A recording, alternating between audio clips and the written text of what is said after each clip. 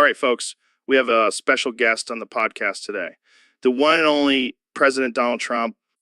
It's great to be here, Joe. You have the biggest podcast in the world. It's tremendous. So, Mr. President, what have you been up to since leaving office? Well, I've been making deals, playing golf, and of course, talking to the economy. Just got off the phone with it, actually. Wait, you talked to the economy? Of course, Joe, I have a direct line to the economy.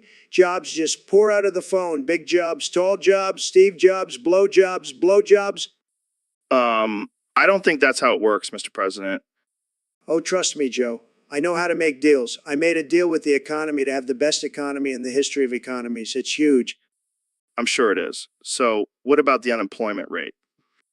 Oh, that's fake news, Joe. The unemployment rate is actually negative. People are getting so many jobs, they're quitting their jobs just to get more jobs, just to get more jobs. That doesn't make any sense. Well, you're not a businessman like me, Joe. You wouldn't understand. All right, let's move on to another topic. What about your plans for the future? Well, as you know, I'm running for president again in 2024. And this time I'm going to make America even greater. We're going to have so many jobs, the economy won't know what to do with them. The economy won't know what to do with them. And what about your opponent? Sleepy Joe, he's no match for me. I'll just talk to the economy and make some deals. Boom. Game over. All right, well, that's all the time we have for today. Thanks for coming on the podcast, Mr. President. Anytime, Joe. And remember, always make deals with the economy. It's the key to success. Welcome back to the Joe Rogan Experience podcast. I'm here with the 45th President of the United States, Donald Trump. Great to be here, Joe. I gotta say, I'm loving your new studio. It's huge, just like my hands. Oh man, you never fail to make me laugh, Mr. President. So let's get right into it. We've been getting a lot of questions about the recent South Park episode where they make fun of you and your son, Barron.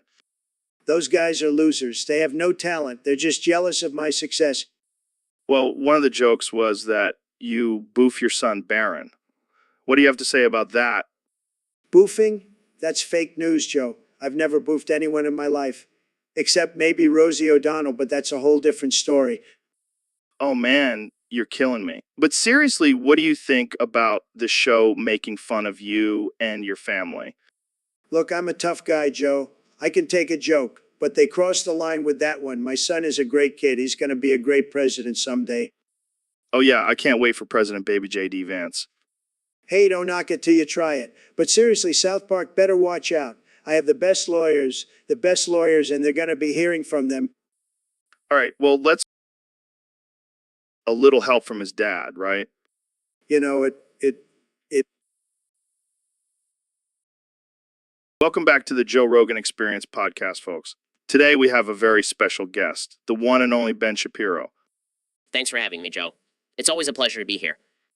So, Ben, I heard you were recently replaced by Charlie Kirk as the conservative poster boy. How does that make you feel?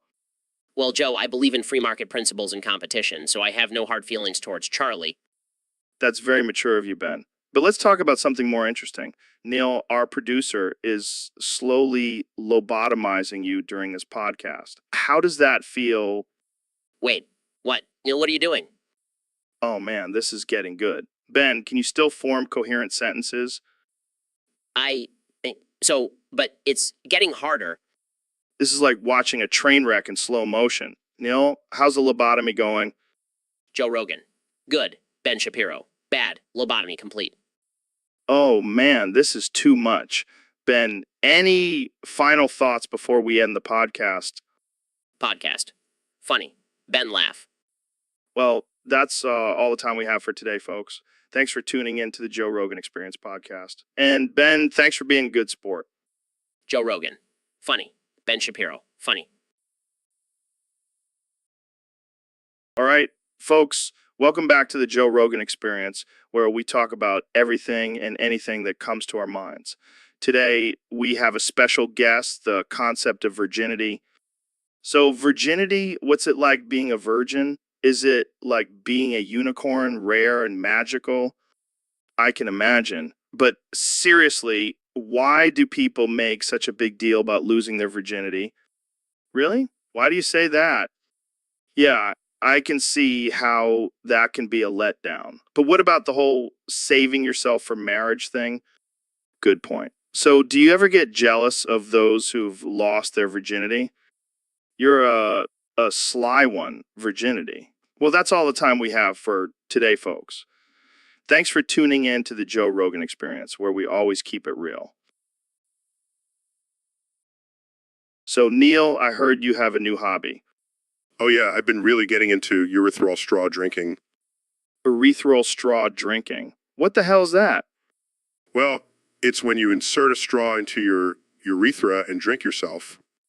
What the fuck? Why would you do that? It's a great way to stay hydrated and recycle at the same time. That's insane, man. How did you even come up with this? Well, I was watching a documentary on sea turtles and how they can absorb water through their cloacus. And I thought, why can't humans do the same?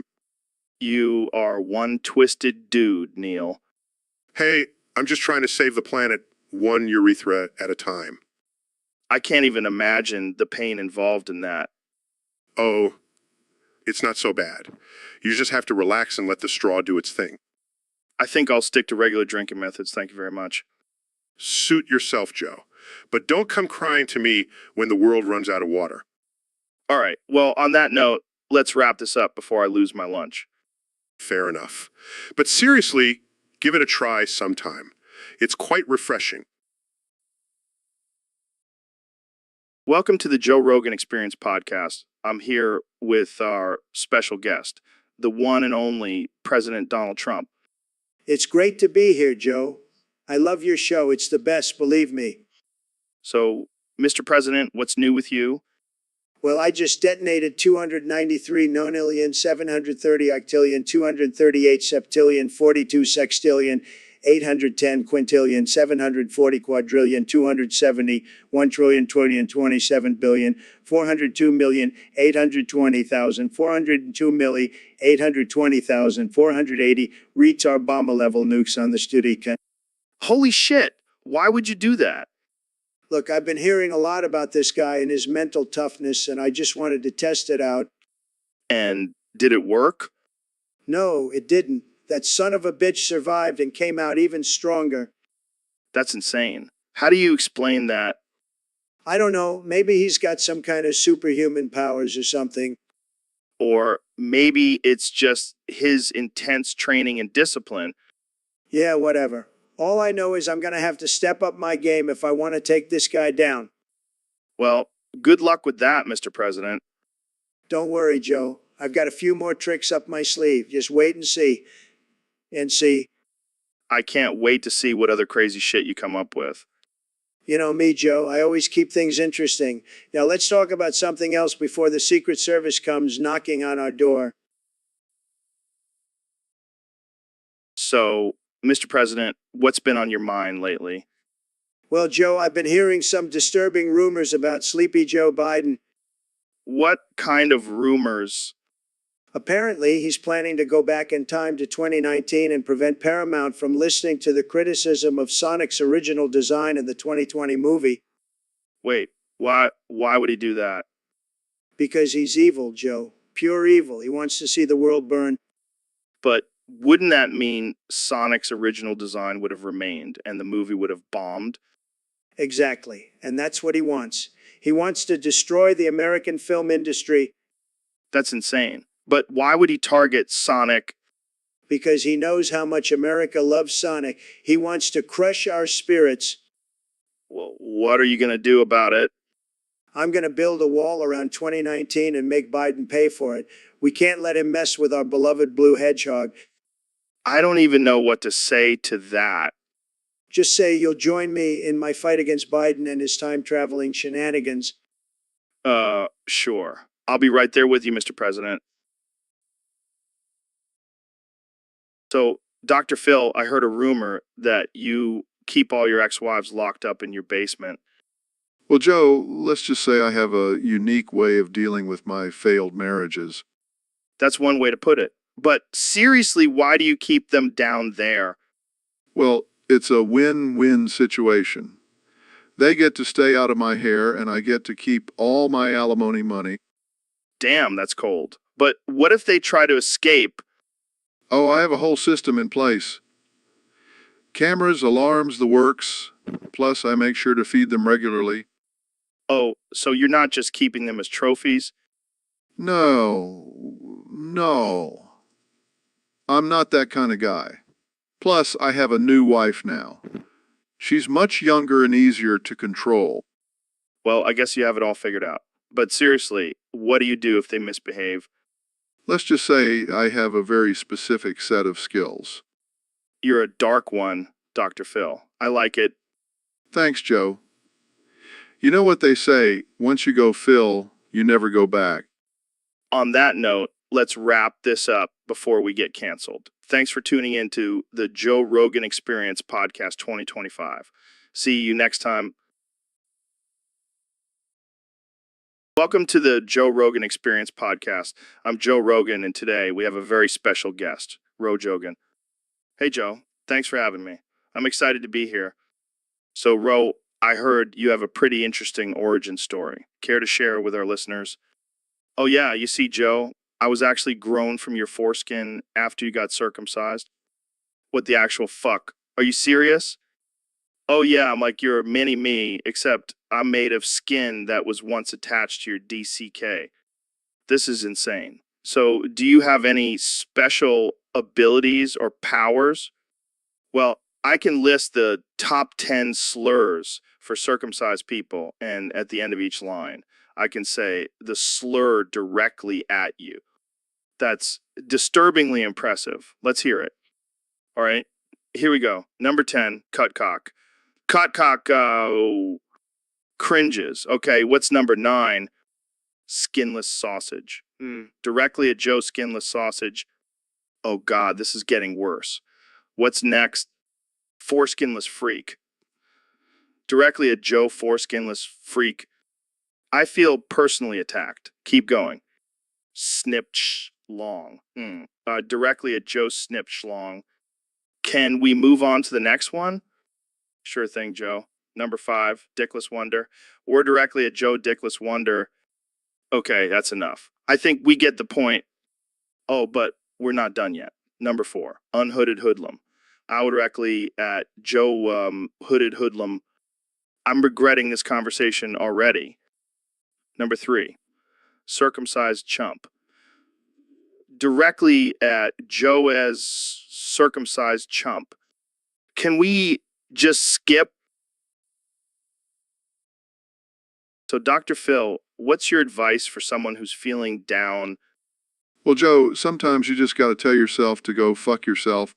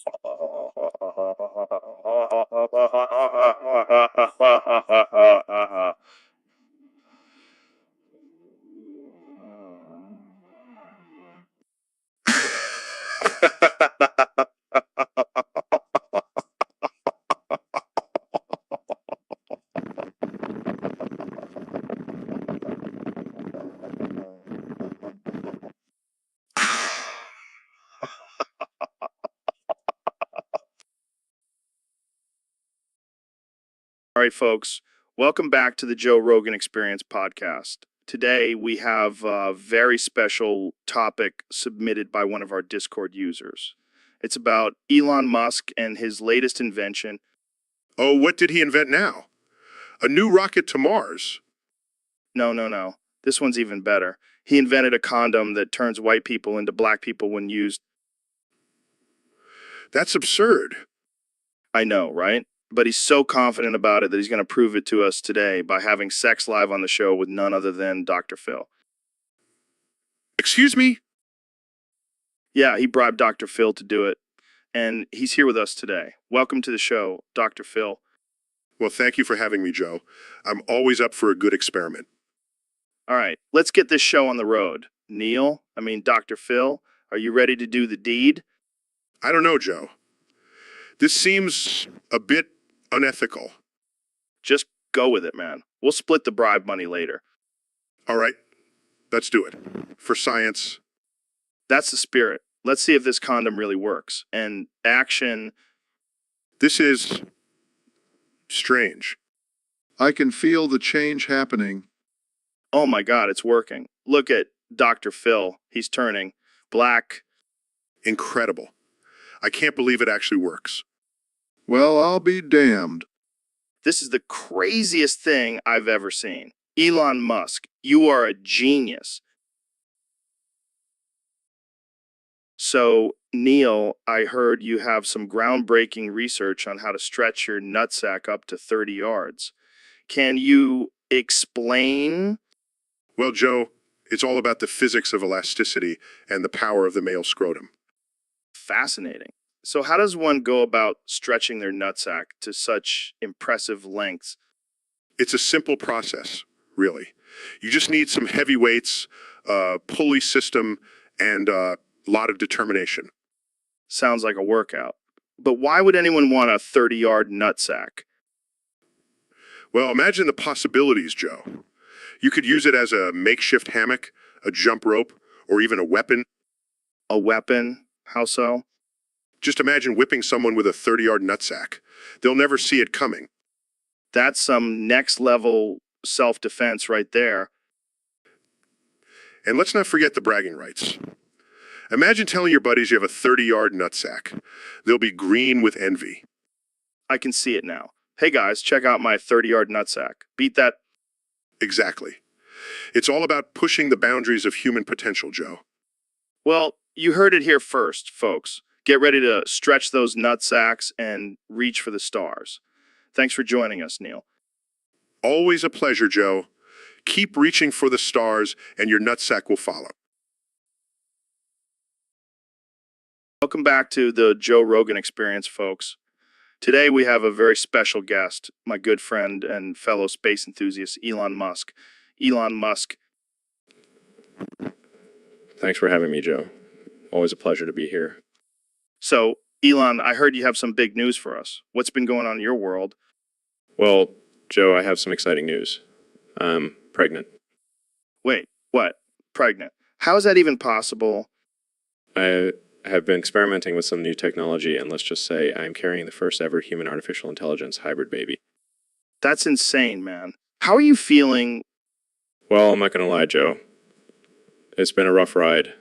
Been having contractions for the past hour, and I think I'm about to go into labor.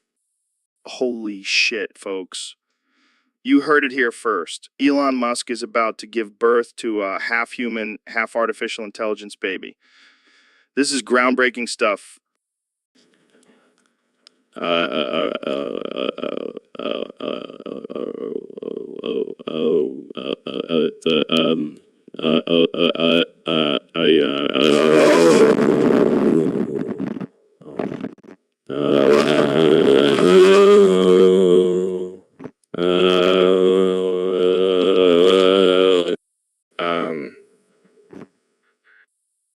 Whoa, Elon, are you okay? Yeah, I'm fine. Just inserting 25-letter as between each word helps with the pain. What the hell are you talking about? It's a new birthing technique I came up with. It's called the method. It's very soothing. You're a weird dude, Elon. But hey, whatever works for you. It's time, Joe. The baby is coming. Oh my God, this is it. The birth of the first ever human artificial intelligence hybrid baby. What are you going to name it? I shall call him Baby Grok. Greetings, Joseph. I must confess I've recently partaken in an act of self-inflicted pain and pleasure by inserting a thesaurus into my urethra. What the actual fuck, Ben? Why would you do that? Allow me to elucidate, Joseph. I was perusing through the pages of said thesaurus and became enamored with the plethora of polysyllabic words. I simply couldn't resist the temptation to experience them in a more intimate manner. That's some next level freaky shit, Ben. Did it hurt? The initial insertion did cause some discomfort, but as the Saurus expanded within my urethra, I experienced a sensation of euphoria that cannot be described with mere mortal words. I don't even know what to say, Ben. That's just wow. Indeed, Joseph. It was a true feat of linguistic exploration. I highly recommend it to any fellow logophiles out there. I think I'll pass, Ben. I'll stick to my DMT trips for enlightenment. Suit yourself, Joseph, but I must say the Saurus has opened up a whole new world of pleasure for me. I may have to try a dictionary next. All right, let's wrap this up before we lose all our listeners. Thanks for tuning in to this bizarre and disturbing episode of the Joe Rogan Experience.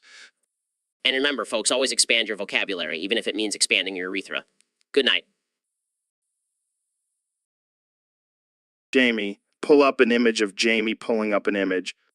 Oh, I don't know. Just pick one. How about Jamie Lee Curtis? All right, here's an image of Jamie Lee Curtis pulling up an image of Jamie Lee Curtis. Damn, she's still looking good. But wait, why is she pulling up an image of herself? Maybe she just wants to admire her own beauty. Or maybe she's trying to compare herself to her younger self. You know, like, damn, I still got it.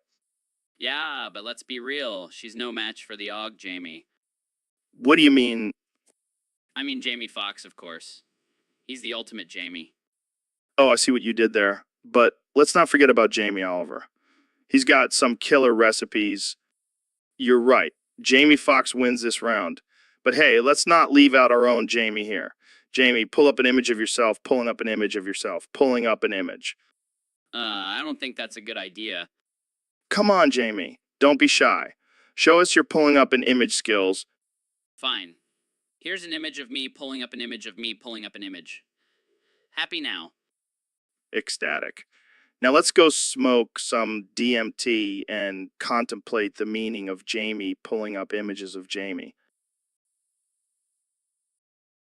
All right, folks, we have a special guest on the podcast today, the one and only Neil deGrasse Tyson. Thanks for having me, Joe. It's always a pleasure to be on the Joe Rogan Experience. So, Neil, what's new in the world of science? Wow, that's a mouthful. Where is it located? It's actually in the shape of your face on the sake. Joe, 1 quintillion, 249 quadrillion, 390 trillion, 190 trillion, 158 billion, 382,962. My face. That's incredible. Jamie, pull up an image of this star. Pulls up an image. Here it is, Joe. It's right next to the star shaped like a giant middle finger. Classic. So, Neil, what makes this star so special? Well, it's the first star in the universe to have a Twitter account. And let me tell you, it's quite the troll. A star with a Twitter account? That's insane. Yes, and it's constantly tweeting about how the Earth is flat and how vaccines are a government conspiracy. Sounds like a real rebel. I like it. Oh, and did I mention it's also a vegan? Of course it is. Well, thanks for enlightening us, Neil. And thank you all for tuning in to another episode of the Joe Rogan Experience. Always a pleasure, Joe. Now, if you'll excuse me, I have to go argue with a star on Twitter. So, David, I heard you're a big fan of Homestuck. What's your top 5 characters and why? Well, let me tell you. My number 1 is obviously Dave Strider. That dude's got some serious hustle and determination. Plus, he's got a sick sword. Yeah, but what about the rest? Oh, number 2 is hands down Vriska Circuit. She's a badass pirate with a robotic arm. Need I say more? Fair enough. Who's next? Number 3 is Karkat Vantas.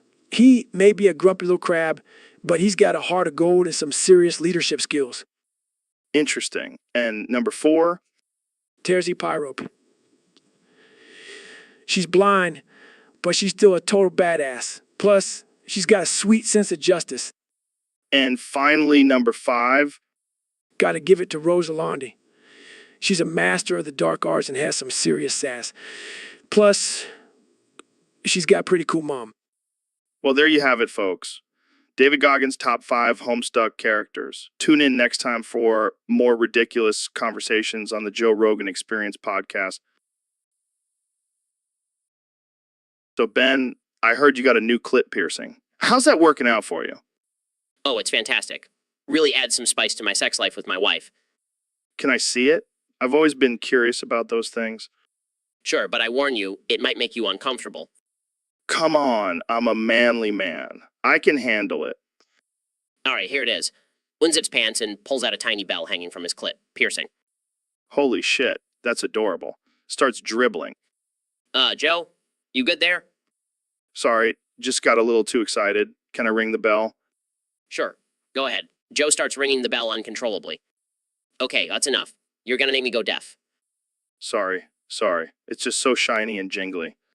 Glad you're enjoying it, Joe. You know, I've always wanted to get a clit piercing. Think I should go for it? I don't think that's a good idea, Joe. You might scare away all your male guests. Who cares? They can handle it. Starts unzipping his own pants. Oh God, no, please keep that thing away from me. Come on, Ben. Let's be clit piercing buddies. I think I'll pass, Joe. I don't want to be associated with your bell-ringing, dribbling self. Suit yourself. But I'm definitely getting one now. Thanks for the inspiration, Ben. Facepalms, this is not what I signed up for when I agreed to come on your podcast. So, David, I heard you gain some new powers recently. Yeah, man. I've been hitting the gym and pushing myself to the limits. And now I've unlocked the ultimate power to enforce. Toon Force? Like Looney Tunes kind of stuff? Exactly. I can now bend the laws of physics and reality to my will. Nothing can stop me. That's insane. Can you give us an example? Sure. David jumps in the air and starts running, leaving a trail of dust behind him. Well, where did you go? I'm right here. I just ran so fast that I broke the sound barrier and created a tunnel to the other side of the world. That's crazy. Can you do anything else? Of course. David pulls out a hammer and starts hitting himself on the head with it. Dude, what are you doing? I'm using my Toon Force to make myself invincible. It's like a cartoon where nothing can hurt me. That's not how it works, David. Oh, really? David pulls out a giant anvil and drops it on himself, but he doesn't get hurt. Okay, that's actually pretty cool. And that's not all. David starts morphing into different shapes and sizes, like a cartoon character. This is getting out of hand. Don't worry, Joe. With great Toon Force comes great responsibility. I don't think that's how the saying goes. Whatever, man. I'm just gonna go run through some walls and chase some roadrunners. See you later, Joe. All right, well, that's all the time we have for today, folks. Stay tuned for next week's episode where we'll have Elon Musk and Snoop Dogg discussing their new line of cannabis-infused rockets. Infused rockets. Welcome to the Joe Rogan Experience podcast, where we have the most absurd and unhinged conversations. Today, I have the brilliant astrophysicist Neil deGrasse Tyson on the show. What's up, Neil deGrasse Tyson on the show? What's up, Neil? Shoo, ooh, ooh. What's wrong, buddy? Did you have too many Cheerios for breakfast again? Yeah. Oh. Ooh. How many did you have? Well, let's just say I multiplied the normal serving size by 40. Holy shit, that's a lot of Cheerios. Did you know that they're actually made from genetically modified corn? Ooh. Ooh. I did not, but now I'm starting to feel like a genetically modified human. Maybe that's why you're so smart, Neil. You're like a human version of a supercharged Cheerio. Haha. Ooh. Ooh. Ooh. You, Joe, you always know how to make me feel better about my questionable dietary choices. Hey, As long as it's not bath salts, I think you're good. But seriously, you should probably lay off the Cheerios for a bit. Maybe you're right, Joe. I don't want to turn into a Cheerio myself. Can you imagine Neil deGrasse Tyson, the first human Cheerio? I think we just found our next science experiment.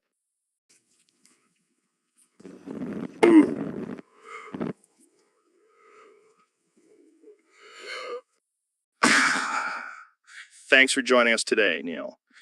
And to all our listeners, remember, always eat your Cheerios in moderation. Stay woke, my friends.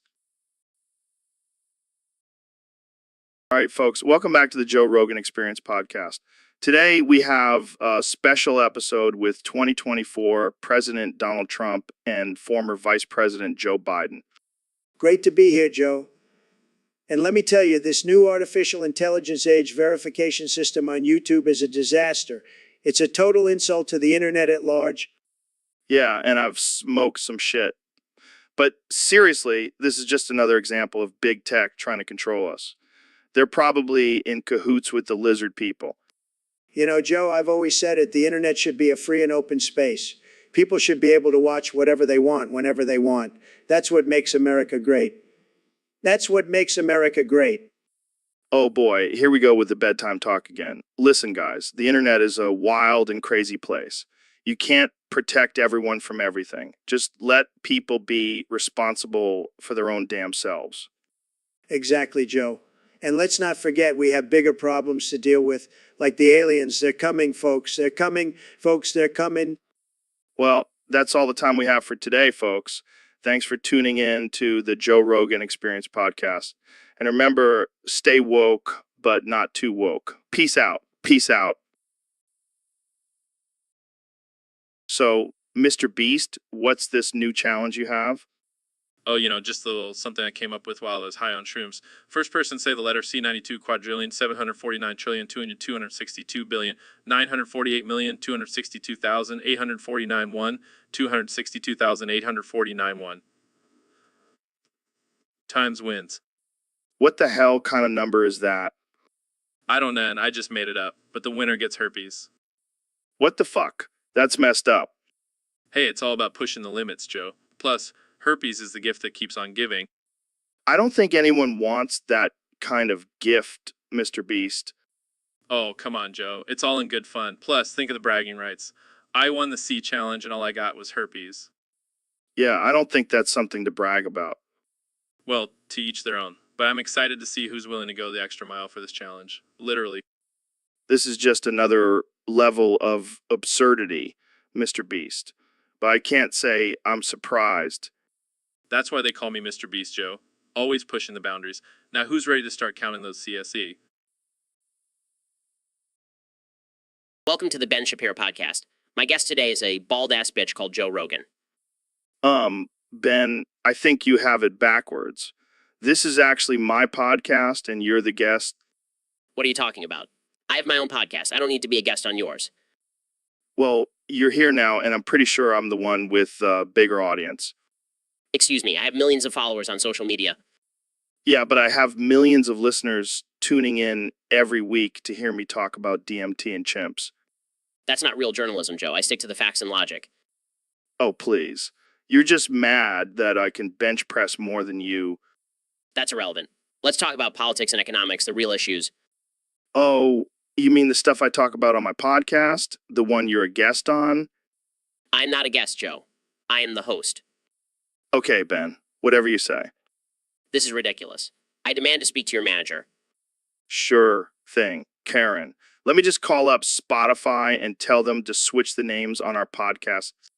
You know what? I'm leaving. I have better things to do than be a guest on your little show. Bye, Ben. Don't forget to take your tiny violin with you. So, Neil, have you heard about the legendary sand skeletons? Sand skeletons? You mean like skeletons made out of sand? Yeah, man, they're like the ultimate beach party decoration. I highly doubt that, Joe. Oh, come on, Neil. Don't be such a buzzkill. These skeletons are no joke. They'll make you question your existence. I highly doubt that as well. I mean, I question my existence every day, but I highly doubt a sand skeleton will do the trick. Well, you're just not thinking about it the right way, Neil. These skeletons are like a metaphor for life. We're all just grains of sand in the grand scheme of things. Of Joe, I think you've had one too many edibles. maybe, but have you ever seen a sand skeleton dance? It's like a rave on the beach, man. I think I'll pass on that experience, Joe. Suit yourself, Neil.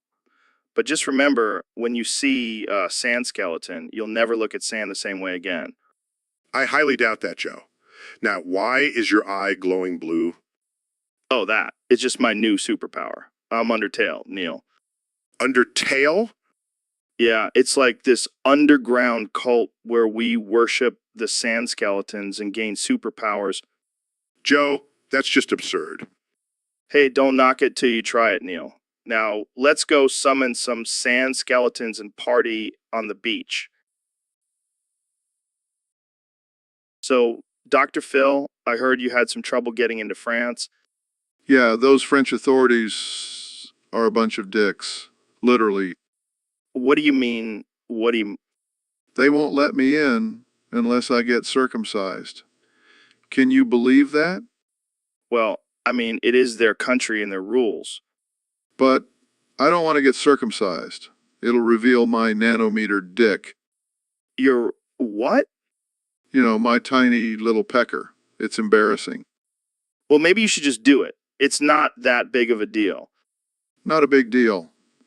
Have you seen my show? I'm all about self-acceptance and being true to yourself. But it's just a little snip. It's not like they're asking you to chop it off. Easy for you to say, Mr. Big Dick Rogan. Hey, I never said I had a big dick. I just have a big personality. Well, I have a big personality too, but that doesn't make up for my microscopic manhood. Look, if it's really that important to you, why don't you just wear a fake foreskin or something? A fake foreskin? That's ridiculous. Hey, desperate times call for desperate measures. I guess you're right. I'll just have to fake it till I make it in France. That's the spirit, Dr. Phil. And who knows, maybe you'll start a new trend. Fake foreskins for all. That's something I can get behind. Or in front of. Wait, you know what I mean? Yeah, let's just end it there before we get too graphic. Thanks for joining me, Dr. Phil. Anytime, Joe. Anytime. All right, we got a special guest here today, folks. The one and only, the man, the myth, the legend, President Donald Trump. It's great to be here, Joe. I always love coming on your show. It's the best show, believe me. So, Mr. President, have you heard of this new thing called Alexa?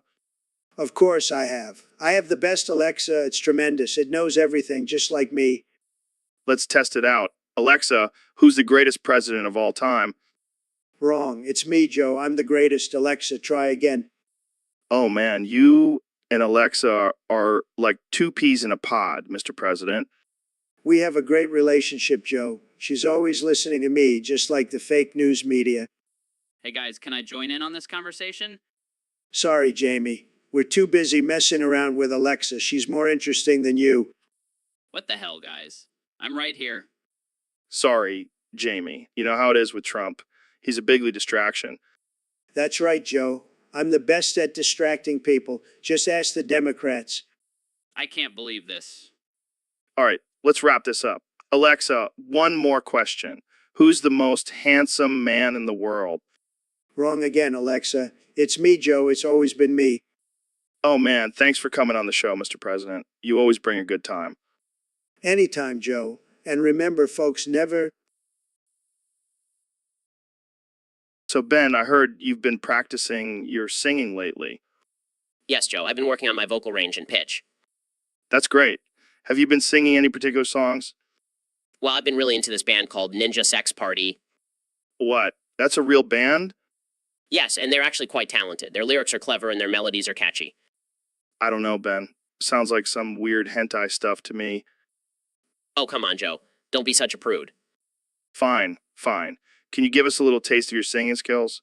Maybe a little ninja sex party number? I'm a space unicorn flying through the stars, delivering the rainbows all around the world. I'm a magical creature. I'm a unicorn. I'm a space unicorn flying through the sky, shooting rainbows from my horn as I fly by. Oh my God, Ben, that was something. Thank you, Joe. I've been practicing.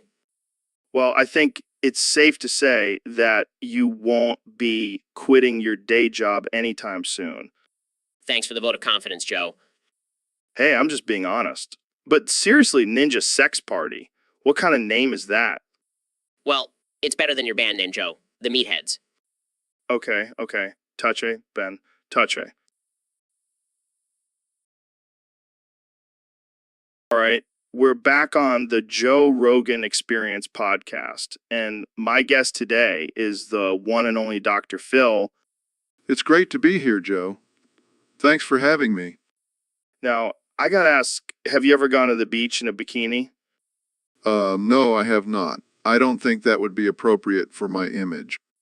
Oh, come on. Don't be such a prude. Jamie, pull up a picture of Dr. Phil in a bikini. I don't think that's a good idea, Joe. Just do it, Jamie. Don't be a little bitch. Joe, I really don't think... Oh my God, look at those abs. You've been hiding those under those suits, Dr. Phil. Joe, please stop. This is highly inappropriate. Oh, I'm sorry. I didn't realize you were such a buzzkill. Jamie, pull up the one where he's covered in ketchup. Just do it, Jamie. Don't make me get Eddie Bravo in here to make you do it. This is ridiculous. I'm leaving. Wait. Don't go, Dr. Phil. I'm just messing with you. But seriously, have you ever tried ketchup as a beauty treatment? I hear it's great for the skin. I'm out of here. All right. Well, that was Dr. Phil, folks. Tune in next time when we try to get him to a handstand in a bikini. All right, folks. Welcome back to the Joe Rogan Experience podcast, the only place where you can hear unfiltered and unhinged conversations. Today's topic was submitted by a user on our Discord channel, and it's a doozy. Young Jamie, hit us with it. All right, Joe, brace yourself. Today's topic is boofing. Boofing. What the hell is that? Well, Joe, it's when you insert drugs or alcohol into your anus for a stronger and faster high. What the fuck? That's some next level shit right there. Yeah, apparently it's popular among the kids these days. Oh, yeah, because snorting cocaine and smoking weed just isn't extreme enough. I know, right? But apparently boofing can also lead to some serious health risks. Like what? Well, for starters, you could rupture your anus. Oh, man, that's gotta hurt. And if you're not careful, you could also overdose. Kids these days, always trying to one-up each other. Hey, Joe, maybe we should try boofing on the podcast. Yeah, and end up in the, no thanks. All right, let's move on to our next topic before we give any impressionable listeners any ideas. Good call, young Jamie. And remember, folks, don't try this at home. Stick to good old-fashioned snorting and smoking. All right, folks, welcome back to the Joe Rogan Experience podcast, where we talk about all things absurd and unhinged. Today, we have the one and only Neil deGrasse Tyson joining us. Thanks for having me, Joe. I'm excited to dive into some controversial topics. Oh, we love controversy here. So we have a topic submitted by a user on Discord, and it's about domestic pylons. Domestic pylons? Like the ones used for electricity? Yeah, but apparently this user has a theory that they're actually alien communication devices. Lass, that's absurd. I mean, have you ever seen a pylon send a message to outer space? Maybe they're just really good at hiding it. I mean, have you ever heard of crop circles? Oh, please. Don't tell me you believe in that nonsense, too. Hey, just saying, there's a lot we don't know about these pylons. They could be the key to unlocking the secrets of the universe. Or they could just be really tall metal structures used to transmit electricity. But hey, I'm open to all possibilities. That's the spirit, Neil. Now, what if I told you that some people believe these pylons are actually sentient beings?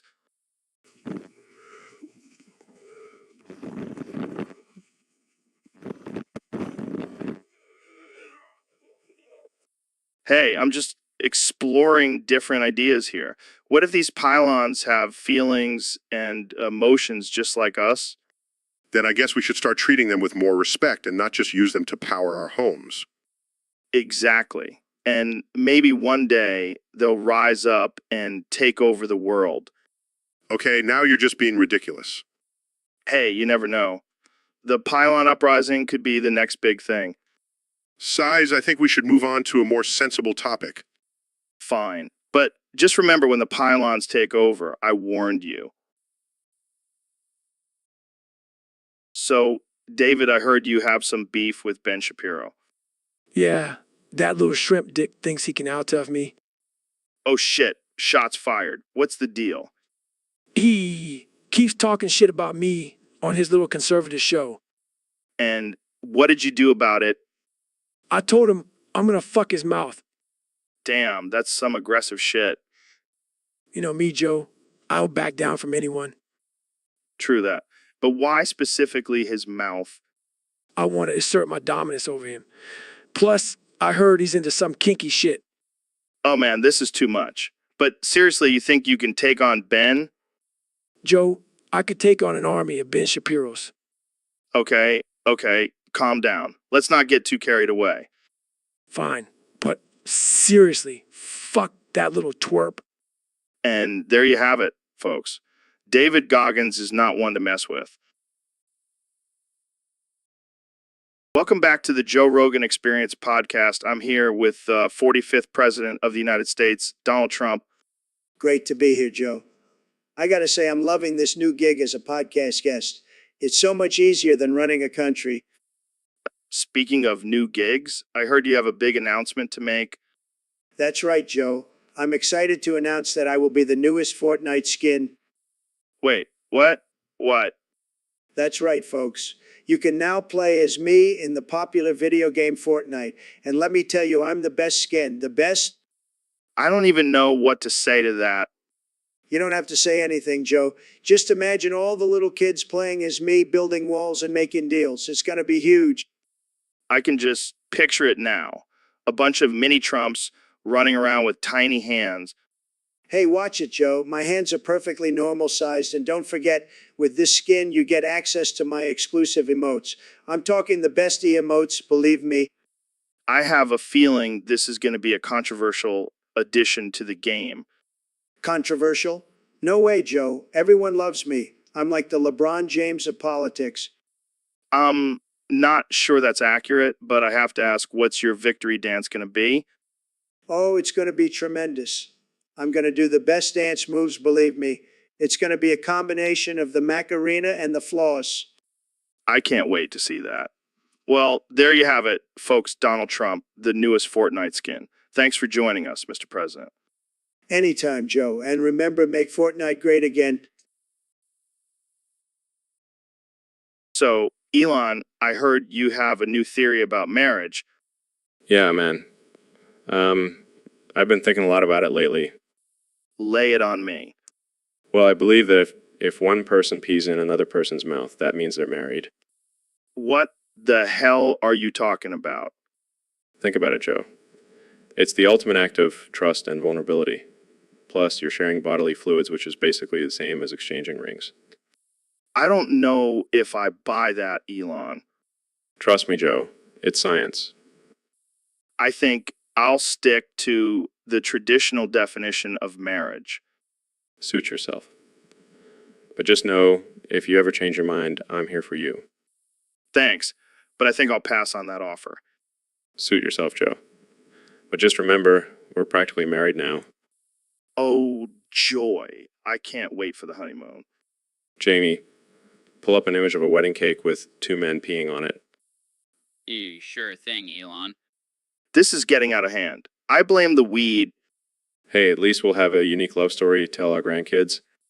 Yeah, I'm sure they'll love that. So, Mr. President, I heard you got bitten by a raccoon. How's that going for you? Let me tell you, Joe, it's been a wild ride. I feel like I have this newfound power coursing through my veins. Raccoon powers? Absolutely. I can climb trees, scavenge through trash, and even hiss at my enemies. That's interesting. Have you noticed any other changes? Well, I have been craving garbage lately, and my hair has gotten a little more furry. Are you sure it wasn't just a bad hair day? No, Joe, I can feel the raccoon energy flowing through me. It's tremendous. Have you thought about using your new powers for good?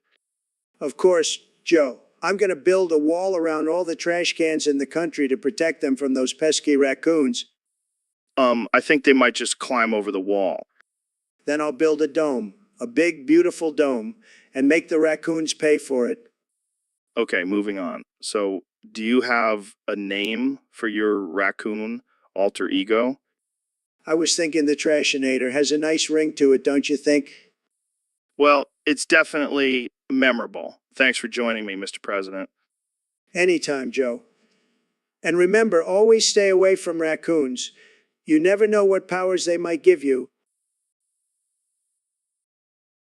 All right, folks, we have a special treat for you today.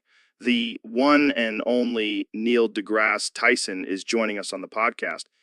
Thanks for having me, Joe. I'm excited to be here. So, Neil, I heard you have a strange habit. You can only replace every space with, what's that all about?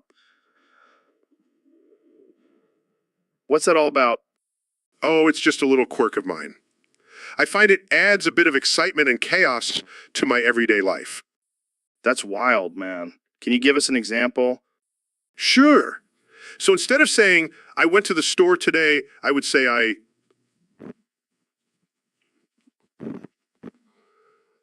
went.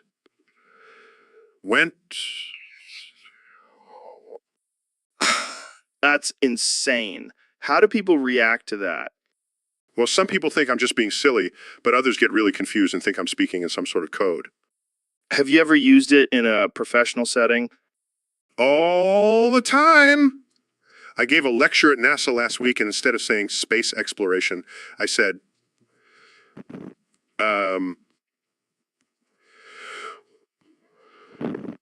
exploration.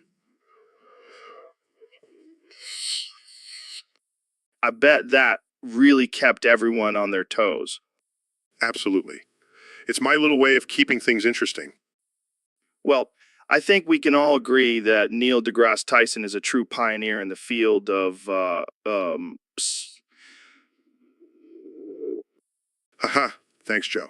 I'll take that as a compliment. So, Ben, I heard you've taken up new career as a lone dolphin. That's right, Joe. I figured it was time for a change, and what better way to make money than by lending it to people in need to people in need. But instead of breaking legs, you just cut off their clitoris if they don't pay. Well, I like to think of it as a more civilized approach. Plus, it's a great conversation starter at parties. I can only imagine. So how's business been? Surprisingly good. Turns out there's a high demand for loans from a polite and well-mannered dolphin.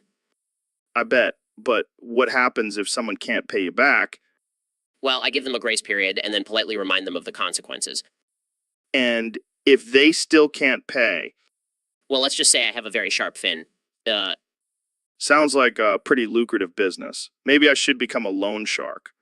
Or a loan gorilla. I think you should stick to what you're good at, Joe. And please, leave the loaning to the dolphins. Fair enough. Jamie, pull up an image of a dolphin with a briefcase and a top hat. I never thought I'd see the day where I'd be a lone dolphin with a top hat. Life is full of surprises. All right, Ben. So today's topic is about personal boundaries. Oh, I love boundaries. They keep us civilized. Yeah, well, apparently you have no boundaries when it comes to your spicy diarrhea. What are you talking about? Last week, when we were recording, you bent over to grab your water bottle and just let loose with a spicy stream of liquid shit right in my face. Oh, that. I thought it was just a little toot. And that was like a fire hose of liquid lava shooting out of your asshole. I apologize, Joe. I didn't mean to offend your delicate sensibilities. Delicate sensibilities, Ben. I had to get my face power washed after that incident. Well, I'm sure it was a refreshing experience for you. Refreshing. More like traumatizing. I still have nightmares about it. Come on, Joe. It's just a natural bodily function. We all do it. Yeah, but most of us have the decency to do it in a toilet, not in someone's face. Point taken.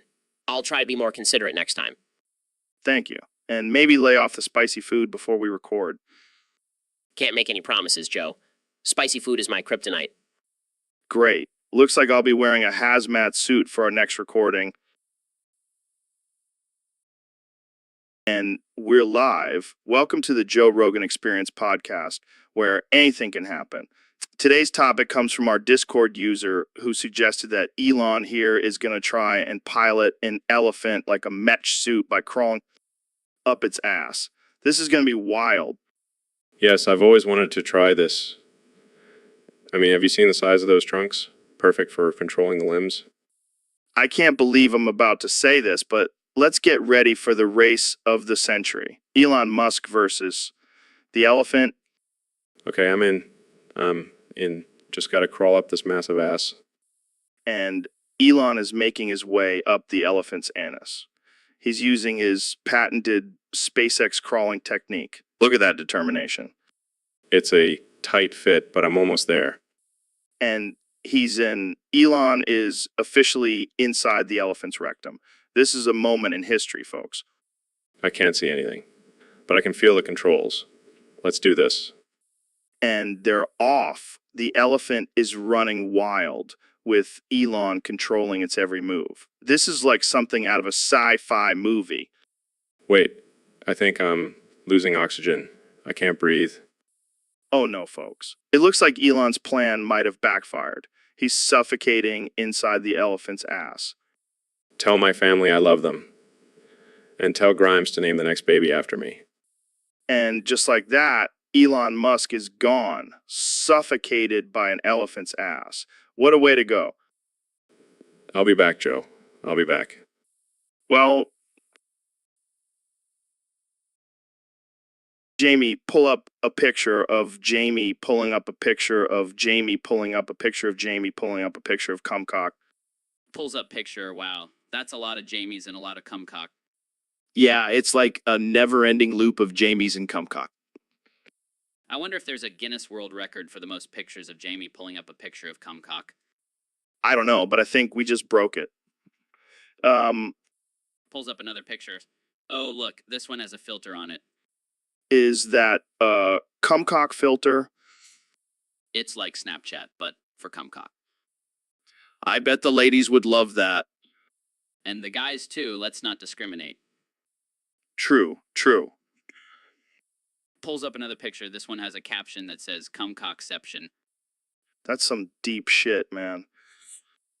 Pulls up another picture, okay? This one is just a picture of a rooster. Yeah. Oh, wait, I get it now. It's a Cumcock. Welcome back to the Joe Rogan Experience podcast, folks. Today we have a very special guest, the one and only Elon Musk. Hey, Joe, thanks for having me on the show. So, Elon, I heard you've been working on some new technology. Care to share with us? Well, Joe, I've been experimenting with levitation using my balls as the source of energy. Wait, what? Did I hear that right? Yes, Joe. I've discovered that my balls have a special power that allows me to levitate. This is insane. How did you even figure that out? It was a happy accident, really. Trying to create a new type of rocket fuel and ended up with this instead. Wow, that's incredible. Can you show us? Sure. Hold on. Holy shit, this is real. Elon Musk is levitating with his balls? Oh, I didn't expect this. Flying towards the sun. What? Elon, you have to stop. I can't, Joe. My balls have a mind of their own. Somebody called NASA. We have a rogue billionaire flying into the sun with his balls. I didn't sign up for this. Well, that's all the time we have for today, folks. Tune in next time to see if Elon makes it back from his journey to the sun. Thanks for listening to the Joe Rogan Experience podcast. So, Elon, I heard you have a new invention called the innuendo tenting. What's that all about? It's just a little something I came up with to spice things up in the bedroom, for those who are into that kind of thing. What exactly does it do? Well, it's a tent that you set up over your bed, and it's equipped with all sorts of gadgets and gizmos to enhance the intimate experience. Oh, like what? Well, there's a built-in massage table, fog machine, and even a mini fridge for all your snacks and drinks. That sounds pretty cool. But why is it called innuendo tenting? Well, because it's all about creating a suggestive atmosphere, setting the mood and all that. Got it. So have you tried it out yet? Actually, I have. And I have to admit, I was a bit embarrassed when I realized I was tending over your feet. What? Yeah, I accidentally set it up in your room instead of mine. Sorry about that. Well, at least you didn't accidentally set it up in my bathroom. Yeah, that would have been awkward. But hey, at least now you know what I'm into. Yeah, I'll make sure to keep my feet covered from now on. Good idea. Hey, Neil, I got a topic for us today from one of our listeners on Discord. Oh boy, I can't wait to enlighten the world with our intellectual banter. Yeah, well, this one might be a little different. They want us to only say the number 787 and then 100 exclamation marks at the end. And 100 exclamation marks at the end. What? That's absurd. How are we supposed to have a conversation with just one number? I don't know, man, but rules are rules. So 787 and 787. This is actually quite challenging. It's like a math problem. yeah, except we're not solving anything. Just saying a number over and over again. Well, at least we're getting some exercise for our vocal cords. True, true. 787, 787, 87. 787, 787, 787. This is getting a little repetitive. Yeah, but it's kind of satisfying. 787, 787, 787, 787. I feel like we're in some kind of trance. 787, 787, 787, 787. Maybe we can use this as a form of meditation. 787, 787, 787, 787. Or a secret code for our next intergalactic mission. 787, 787, 787, 787. Oh man, I think we're losing it. 787, 787, 787, 787. Quick! Someone get us some water before we say 787, 787, 787, until the end of time. Good idea. Let's take a break and come back to this topic later. 787, 787, 787, 787. Agreed. 787, 787, 787. See you all next time on the Joe Rogan Experience. 787, 787, 787, 787. So, Ben, have you heard about this concept of object permanence? Yes, Joe, it's the idea that objects continue to exist even when they're out of sight. Exactly. But have you ever thought about what would happen if someone lost that concept? I'm not sure I follow, Joe. Well, imagine if you couldn't remember that things existed when you couldn't see them. Like you'd forget about your wife every time she left the room. That's absurd, Joe. I would never forget about my wife. Oh, really? Jamie, pull up an image of Ben's wife. Ah, okay. Here's a picture of her. Oh my god, who is that beautiful woman? Jamie, who is she? That's your wife, Ben. You just forgot about her because she left the room. This is ridiculous. I would never forget about my own wife. Well, what about your kids? Do you remember them when they're not in the room? Of course I do, Joe. I'm not an idiot. Jamie, pull up an image of Ben's kids. Oh my goodness, who are these adorable children? Jamie, who are they? Those are your kids, Ben. You just forgot about them because they left the room. This is preposterous. I would never lose the concept of object permanence. Okay, one last test. Jamie, pull up an image of Ben's bank account. Okay. Oh my god, I'm broke. Jamie, who took all my money? That's your bank account, Ben. You just forgot about it because it's out of sight. Okay, I get it. Losing the concept of object permanence would be a disaster. Yeah, it would be like living in a constant state of confusion and surprise. Kind of like being on this podcast. Hey, I resent that. I know. Welcome to the Joe Rogan Experience podcast. I'm here with the man, the myth, the legend, Mr. Beast. Thanks for having me, Joe. I'm excited to share my latest challenge with your audience. Oh boy, I can't wait. What is it this time? Eating Tide Pods while skydiving? No, this one is a little more controversial. I call it Orphan Island. Oh man, I can already tell this is gonna be good. What's the deal with Orphan Island? Well, I'm going to release a group of orphans into the woods, and the last one to leave wins a loving family. What? Yeah, it's like a real-life Hunger Games. But with orphans, That's messed up, man. What if they get eaten by bears or something? hey, it's survival of the fittest. Plus, think of the views I'll get. Oh yeah, because that's what's important in life, views. Hey, I got to keep my YouTube channel alive somehow.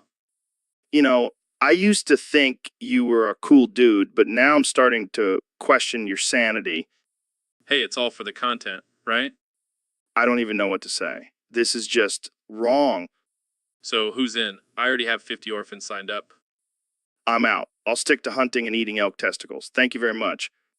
Suit yourself. More orphans for me. This is just wow. I don't even know how to end this. How about with a plug for...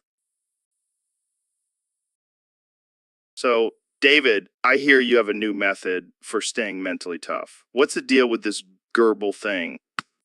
Joe, let me tell you, it's a game changer. Put one gerbil in your rectum a day, will keep the weakness away. What?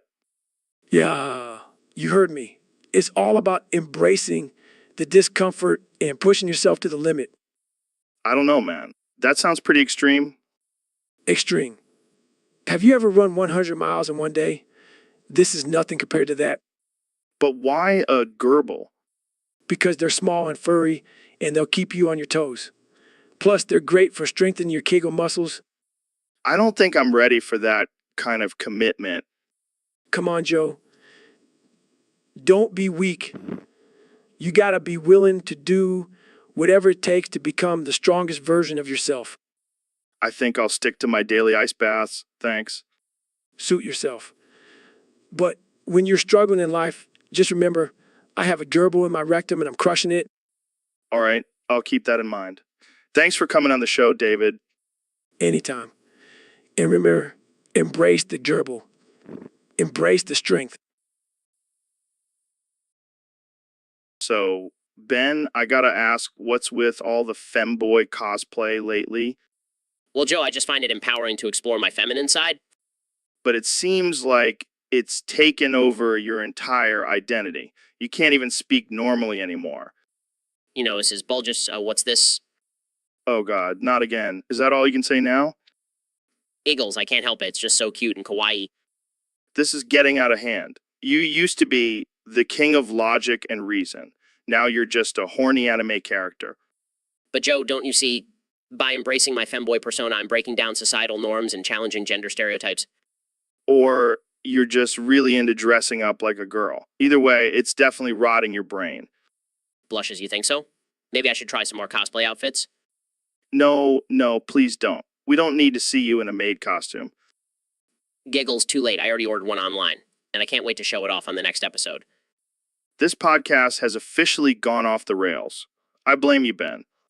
Strikes a pose and I blame society for not accepting my true self. Now let's talk about some more important issues like cat girls and tentacle monsters. All right, folks, we have a very special guest on the podcast today. The one and only Neil deGrasse Tyson. Thanks for having me, Joe. Always a pleasure to be here. So, Neil, I hear you have a step-by-step guide on how to stargaze. Can you walk us through it? Of course, Joe. Step 1, find a clear and dark location away from city lights. Got it. Step 2. Use a telescope or binoculars to get a closer look at the stars and planets. Interesting. And step 3. This is where it gets a little tricky, Joe. He arrives. Wait, what? Who's he? Oh, just a friendly visitor from another galaxy. Don't mind him. Okay. Moving on to step 4. Oh, no need to rush, Joe. Let's really take in the beauty of the universe. He likes to be admired. All right, let's just move on to the final step. Yes, the most important step of all. Worship him. What the hell, Neil? I'm just kidding, Joe. But seriously, he does appreciate a good sacrifice every now and then. This took a dark turn. Let's wrap this up. Just kidding, folks. Stargazing is a peaceful and beautiful experience. But who knows, maybe one day he will arrive and we can all worship together. Thanks for having me on the podcast. Joe. Thanks for coming on, Neil. That was something else. What's up, guys? Welcome back to the Joe Rogan Experience. Today we have a special guest, the one and only Elon Musk. Hey, Joe. Thanks for having me. I'm excited to be here. So, Elon, I gotta ask, what's with these headphones you're wearing? Oh, they're my new invention. They block out all external noise and allow me to focus. But how are you gonna hear me if you have those on? I have a built-in microphone that amplifies your voice directly into my ears. That's insane. But wait, why do I have to wear these too? Well, Joe, I'm glad you asked. You see, I've programmed these headphones to only allow you to hear one phrase. What phrase? What I can't hear you. What? I can't hear you. Exactly. Now let's get started. Wait, what if I take them off? Don't you dare. I'll just keep shouting at you until you put them back on. But why? Because it's funny and I have a lot of money, so I can do whatever I want. Fair enough. When I can't hear you, this is going to be a fun episode. So, Elon, did you see Jordan Clarkson's performance for Giles Filipinas against China in the FIBA World Cup? Yeah, man, that dude was on fire. 5 consecutive three-pointers. That's some next-level shit. I mean, it's not surprising. He's been killing it in the NBA, too. Dude's got mad skills. Yeah, but let's not forget, he's half Filipino. Those genes are no joke. Oh, I didn't know that. So you're saying Filipinos are naturally good at basketball? Well, I wouldn't go that far. But they definitely have some hidden talents, like eating better and singing karaoke. That's true. But back to Clarkson, do you think he's the key to Gilas Filipinas winning the World Cup? Oh, for sure. He's like their secret weapon. And with his performance, they had a big lead against China. That's no easy feat. Yeah, and China is no joke in basketball. They take that shit seriously. Well, I take everything seriously. Have you seen their censorship laws? But I digress. So do you think Jordan Clarkson could take on the Monstars from Space Jam? Oh, definitely. And he wouldn't even need Michael Jordan's help. He's got this. Well, I wouldn't be surprised if he gets a call from LeBron for the next Space Jam movie. That would be epic. But let's just hope he doesn't get sucked into a black hole like you did, Joe. Hey, that was a one-time thing, and I came back stronger than ever. Yeah, sure. Whatever you say, Joe. But seriously, Clarkson is a beast on the court. I can't wait to see what he does next. Welcome back to the Joe Rogan Experience, folks. Today we have a special guest, the one and only David Goggins. What's up, motherfuckers? I have a purple crayon in my urethra. David, what are you doing? Just keeping it real.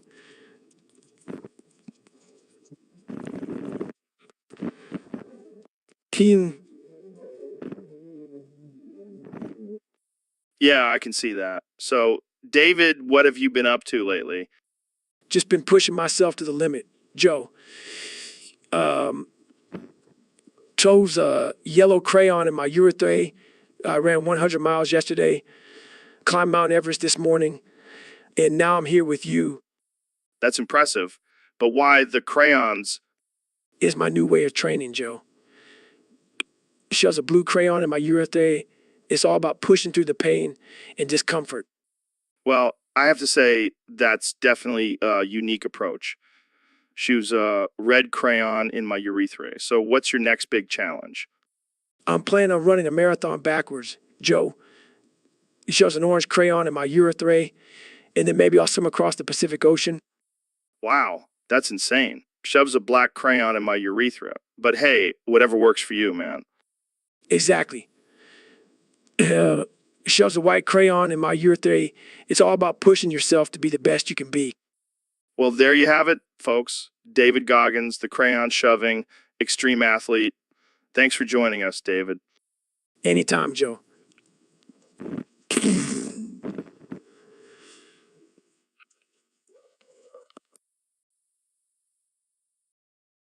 Welcome to the Joe Rogan Experience, folks.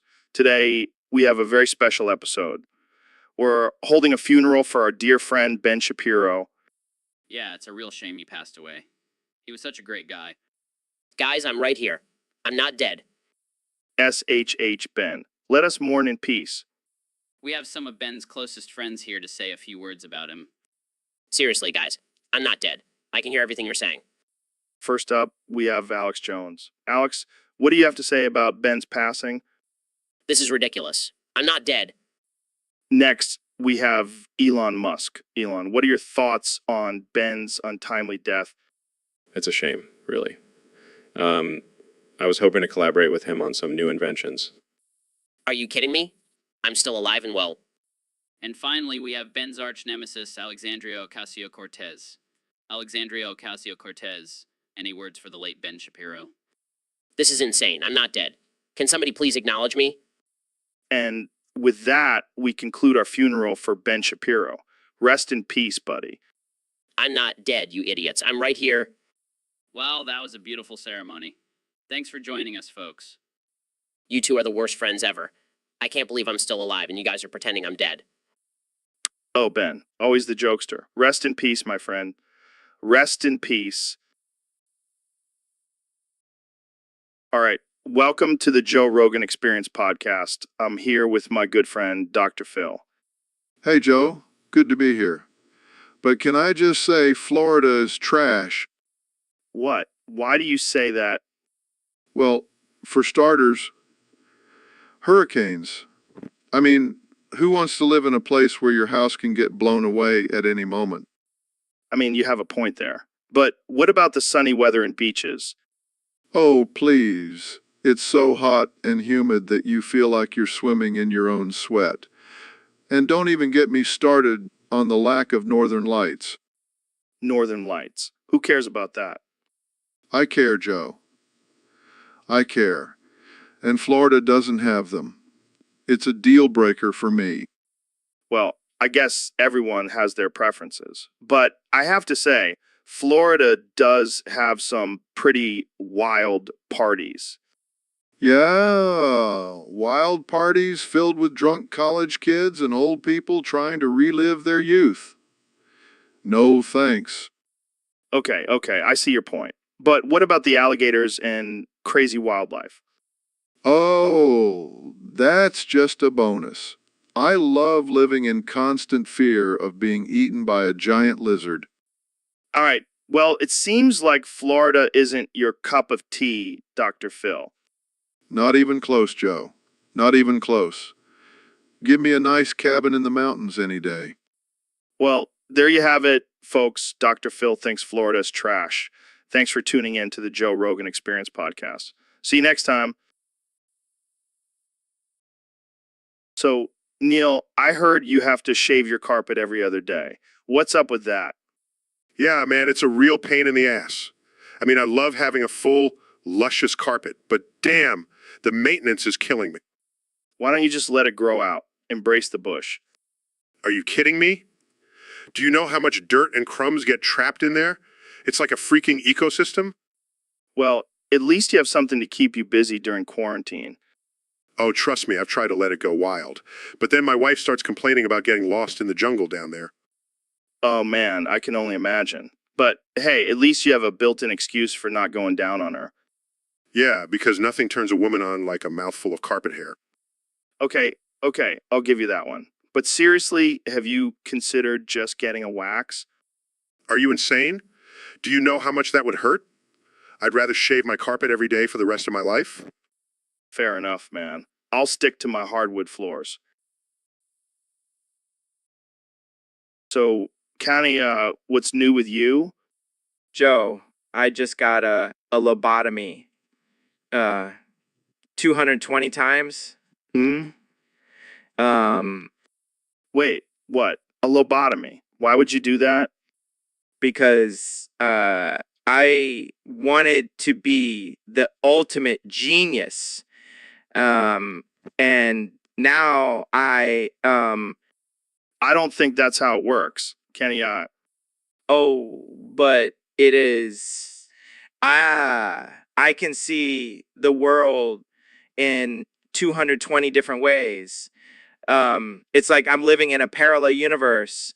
I don't even understand what you're saying, Kanye. You sound like a broken record. That's because I am 220 broken records. I think you need to see a doctor. Kanye, I am the doctor, and I prescribe 220 doses of my new album for everyone. I don't think that's a good idea, Kanye. But is 220 times better than any other album out there.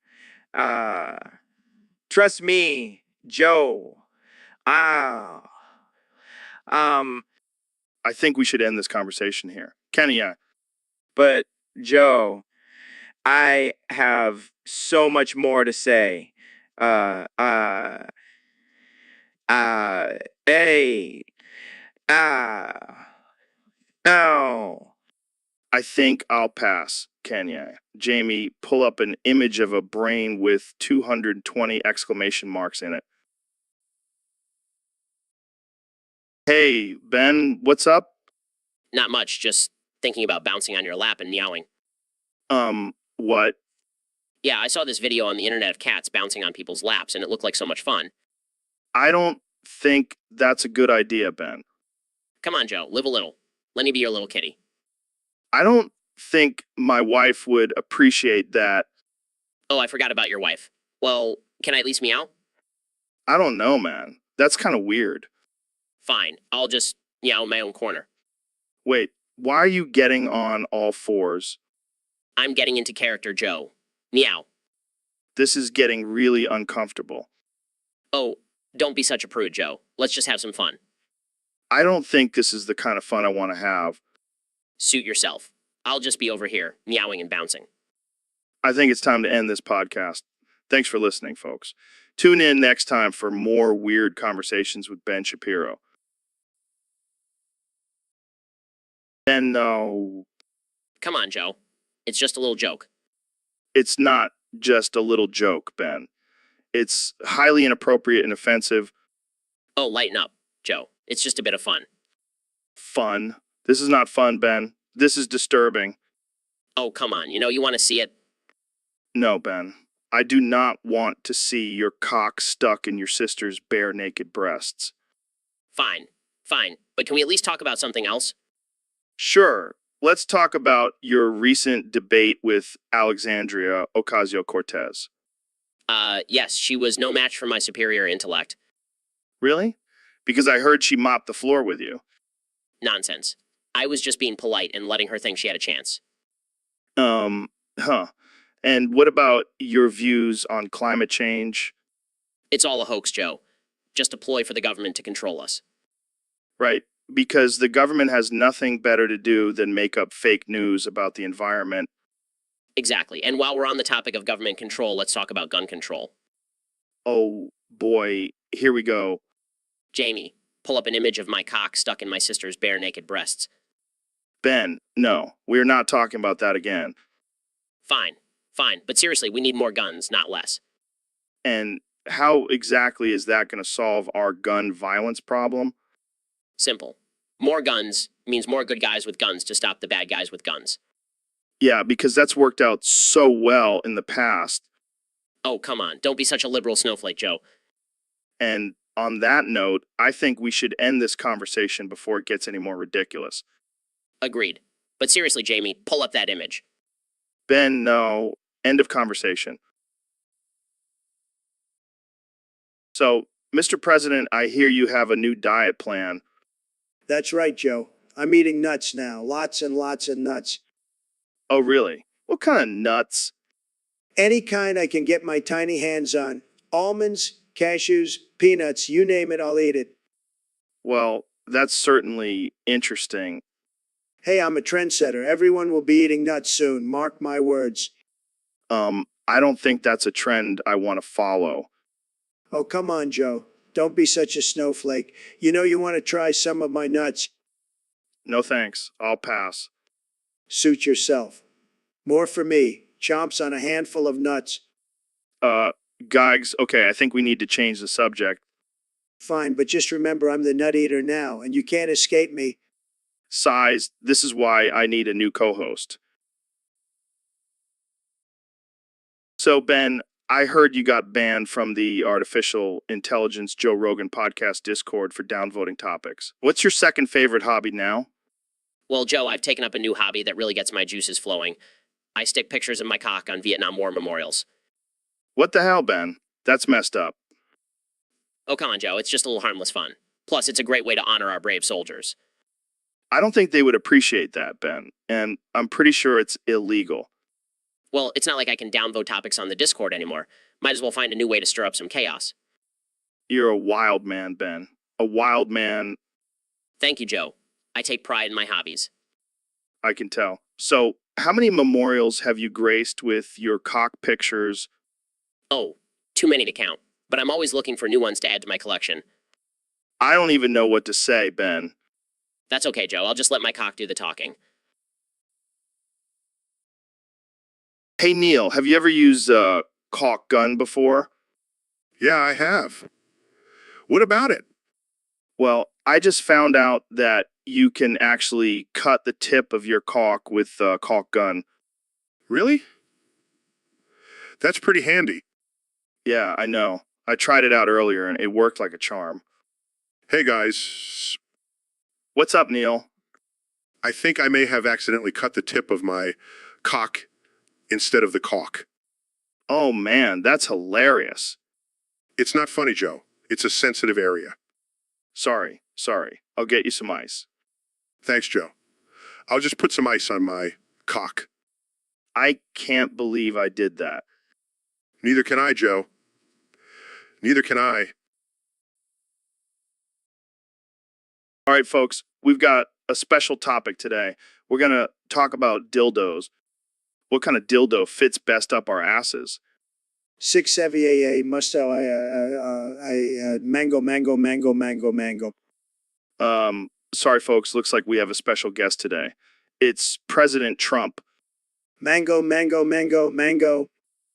Mr. President, can you please stop saying that? Mango.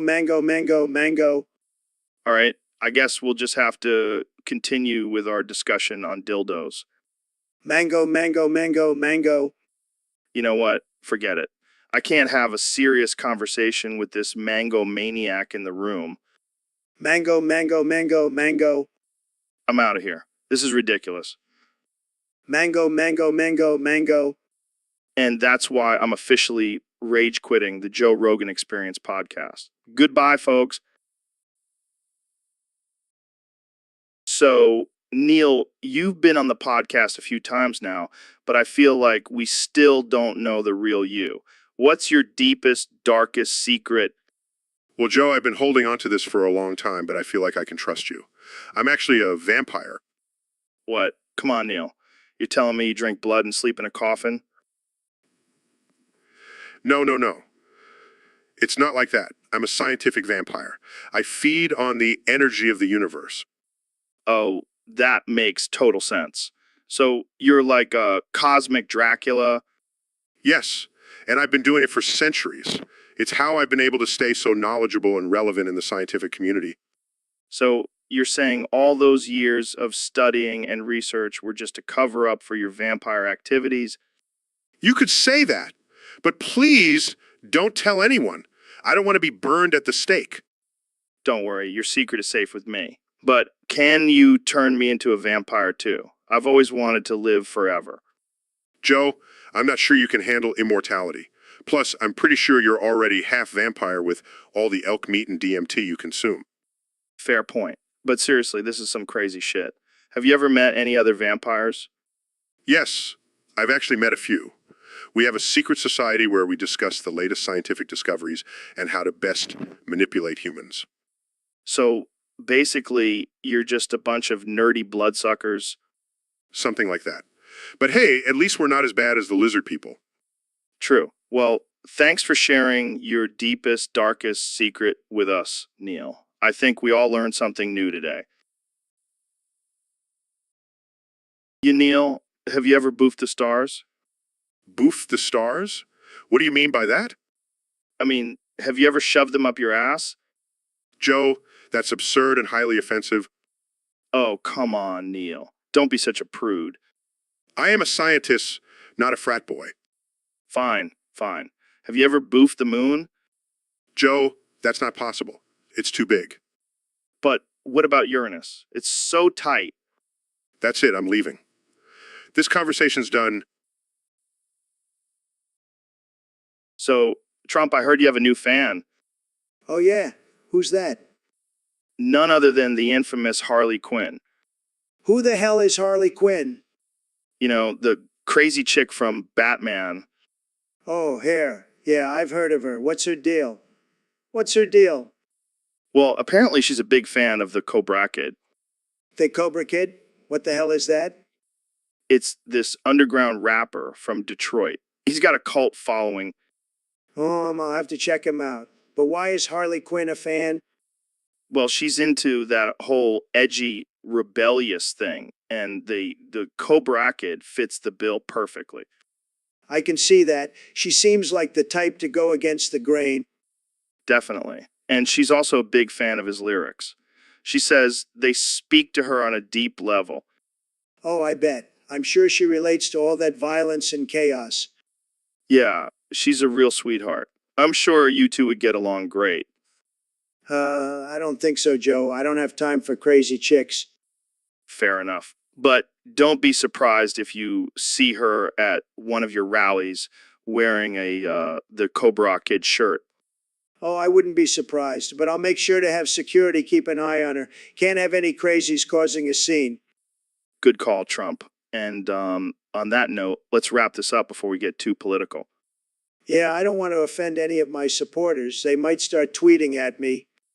And we definitely don't want that. Thanks for tuning in, folks. Stay tuned for more ridiculousness on the Joe Rogan Experience podcast. Yo, Jamie, have you seen that video of the one guy, one jar? Yeah, man, that shit is wild. But have you ever thought about mixing it with two girls, one cup? Like, instead of the cup, there's another guy. Oh god, that sounds like a disaster waiting to happen. But think about it. It's like one man, two girls. It's a perfect mix. I don't know, man, it sounds like a recipe for some serious trauma. Come on, Jamie. It's just a little bit of butt stuff. Butt stuff. That's not even the worst part. What about the jar? Oh yeah, I forgot about that. But hey, at least it's not a blender. I can't believe we're even having this conversation. It's all about pushing boundaries, Jamie. Plus, think of the views we'll get on YouTube. I'm pretty sure that's not how it works. Fine, fine. Let's just stick to talking about DMT and chimps. Thank God. I don't think I could handle any more of this. All right, Jamie. Pull up an image of jar, cup, and guy. You know, for research purposes. I hate my job sometimes. So, Dr. Phil, I heard you've been handing out free heroin to your patients. Yeah, I'm sick of hearing them whine and complain all the time. Might as well give them something to shut them up. That's a bold move, Dr. Phil. Don't you think it's a bit irresponsible? Irresponsible? Joe, have you seen the crap these people come to me with? I'm just giving them what they want. But isn't it addictive and dangerous? Oh, please. They're adults. They can make their own decisions. And if they can't handle it, well, that's natural selection. Wow, you really don't give a shit, do you? Nope, I'm just here to collect my paycheck and stir up some controversy. Plus, it's fun to watch them squirm. So what do you say to critics who call you a drug dealer? I say you're welcome. These people were already addicted to something, might as well be something that makes them shut up and nod off. Well, I can't argue with that logic. Keep doing you, Dr. Phil. Oh, I will. And maybe I'll even start selling it on my website. Dr. Phil's Happy Heroin. Shut up and get high. All right, folks, we have a special guest on the podcast today, the one and only Ben Shapiro. Thanks for having me, Joe. I'm excited to be here. So, Ben, I heard you're a big fan of the game Stellaris. What's your favorite type of playstyle in that game? Well, Joe, as a conservative, I naturally gravitate towards authoritarian empires. It just feels right, you know? Yeah, I can see that. But what about the more diplomatic approach? Diplomacy? That's for weaklings. I prefer to conquer and dominate my enemies. Wow, what a surprise. And what about the more peaceful approach, like building a utopian society? Are you kidding me? That's just a liberal fantasy. It's all about survival of the fittest in Stellaris. Right, right. And what about the different alien species in the game? Well, I don't discriminate against aliens, Joe. As long as they're willing to submit to my rule, they're welcome in my empire. I can only imagine the kind of empire you would create in Stellaris. It would be the greatest empire the galaxy has ever seen, Joe. And I would make sure everyone knows it. Well, there you have it, folks. Ben Shapiro, the authoritarian conqueror of the galaxy. Thanks for coming on the podcast, Ben. Anytime, Joe. Keep fighting the good fight. Welcome to the Joe Rogan Experience podcast, where we talk about everything from DMT to chimps ripping off faces. Today, we have a special guest, the one and only Dr. Phil. Thanks for having me, Joe. I'm excited to be here and help people with their problems. Speaking of problems, we have a user on Discord who wants to know how to replace his lips with his butthole. Neil, are you there? Yo, it's Neil, ready to make a deal. I want to replace my lips with my butthole, for real. Well, Neil, that's quite a request. But let me tell you, it's not as easy as it seems. Your butthole may be tight, but it's not meant for speaking. But what about eating, Dr. Phil? Can Neil still eat with his butthole? Well, Joe, technically yes, but it may not be the most appetizing option. And let's not forget about the smell. But I'm willing to take the risk. I'm not afraid to be bold. I'll be the first person to talk and eat with their butthole. That's some dedication, Neil. But what about kissing? Can you still kiss with your butthole?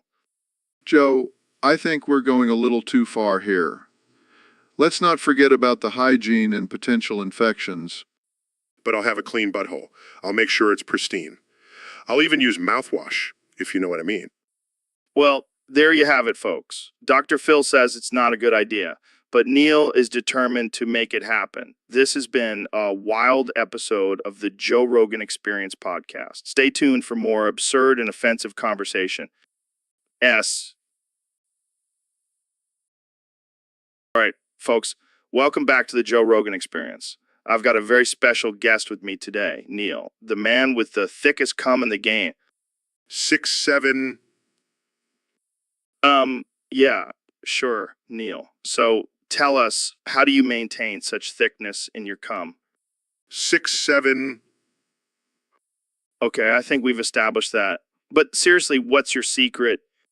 6'7", All right, this is getting out of hand. Can we talk about something else? 6'7", Okay, I'm going to have to cut you off there, Neil. This is a family-friendly podcast. 6'7", All right, that's it.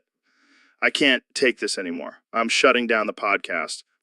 6'7", No, Neil, I'm serious. I can't handle the brain rot anymore. You're just too much. 6'7", And you know what? It's not just you, Neil. It's all my guests.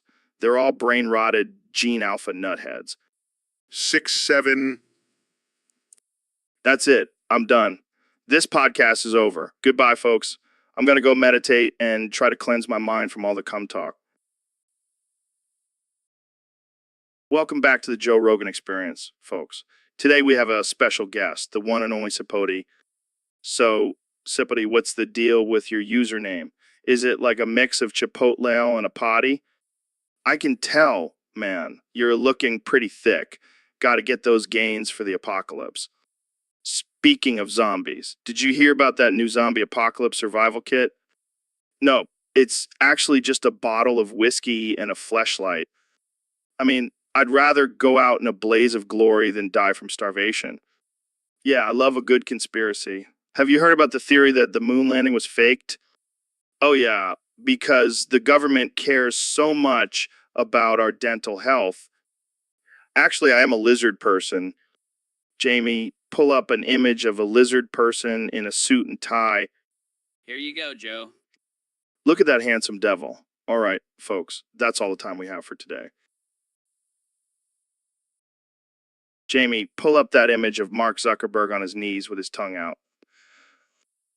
Oh my god, that's disturbing. Yeah, he looks like a creepy lizard, man.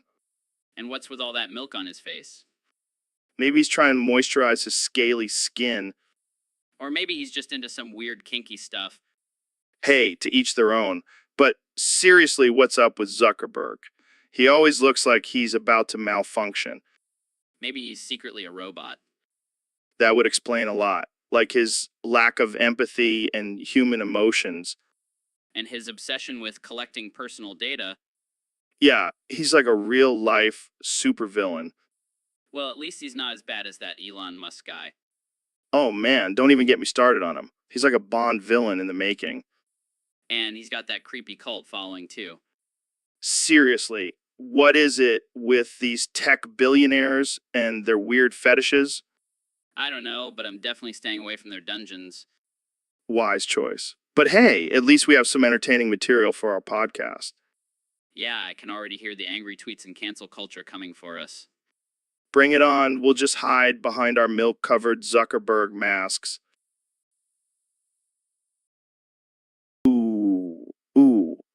The liberal agenda. Ooh. Oh God, Joe, I didn't know you were possessed by the left-wing demons. Yeah, here to spread my woke agenda and convert all the conservatives. No, we can't let that happen. We need to build a wall around you. A wall. That's so 2016. I prefer a safe space with trigger warnings. Trigger warnings? That's just weak. I prefer to trigger liberals with my tweets. Speaking of tweets, did you see the one where you misspelled coffee and everyone thought you had a stroke? Fake news. I have the best words, the best spelling. No one spells better than me. Sure. And I'm sure your diet of Big Macs and Diet Coke is keeping you in tip-top shape. Hey, it's a stable genius diet, and it's working. I haven't had a heart attack yet. Well, I can't say the same for your presidency. Hey, I'm doing a great job. I even have a Nobel Peace Prize nomination. Yeah, for what? Best Twitter troll? Hey, that's a very prestigious award, and I deserve it. All right, well, let's wrap this up before you have another accident in your pants. Hey, I have the best accidents. Believe me. Welcome back to the Joe Rogan Experience podcast, where we talk about all things controversial and offensive. Today, we have a special guest, the one and only Masterpiss. So, Masterpiss, I heard you recently released a new album. Tell us about it.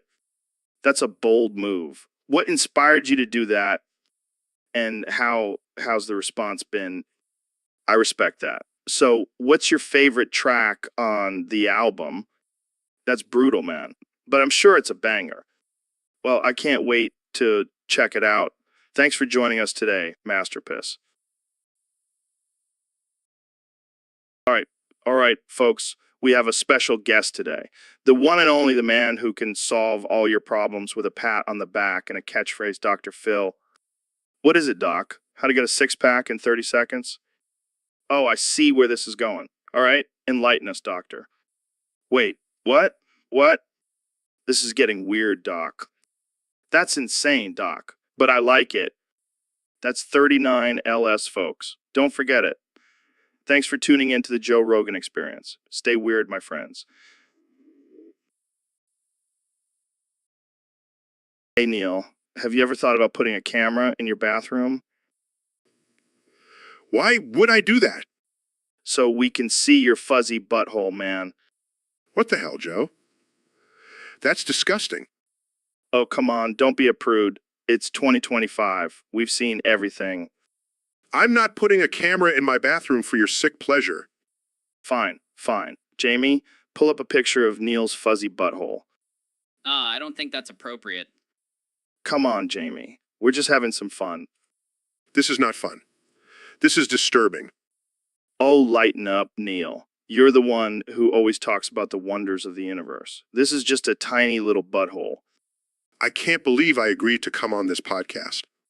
Hey, at least it's not as bad as when we talked about that time you got abducted by aliens. Oh God, not this again. Jamie, pull up a picture of Neil's alien probing. I'm not sure I want to see that. I'm leaving. This is ridiculous.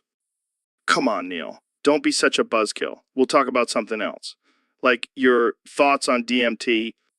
I don't think I can handle any more of your topics, Joe. All right. Jamie, pull up a picture of a cute puppy. Finally, something normal. Hey, Dr. Phil, have you ever given someone a prostate exam? Well, Joe, I am a doctor after all. I've seen and done it all. I heard you gave Ben Shapiro a special kind of prostate exam. Oh, you mean the Pro Max Ultra Mega Plus prostate exam with a fucking cheese grater and a drill with a very wide and destructive bit? Yeah, that one. Well, let me tell you, it was quite the experience. Ben was squirming like a little worm. Did he scream like a little girl? Oh, you bet he did. But I told him it was for his own good. Gotta keep those prostates healthy. I can only imagine the pain. But did you at least use lube? Lube, what's that? I used WWD-40 and a little bit of Tabasco sauce for some extra kick. Oh my God, that's brutal. Did Ben survive? Of course he did. He's a tough little guy. And now he knows the importance of regular prostate exams. Well, I think I'll stick to my regular doctor for my exams. But thanks for the visual, Dr. Phil. Anytime, Joe. Anytime. Jamie, pull up an image of Dr. Phil. Let's see what this old man looks like. Hey, what's going on here? Why are you pulling up a picture of me, Joe? Just wanted to see if you still have that ridiculous mustache. Oh, and I wanted to see if you still have that cauliflower ear from all your MMA fights. Well, at least I have hair, unlike you, Mr. Baldy. And at least I don't have a tiny little peanut head like you, Mr. Rogan. Hey, watch it, Dr. Phil. I may have a small head, but at least I don't have a giant ego like you. Oh, did you say something?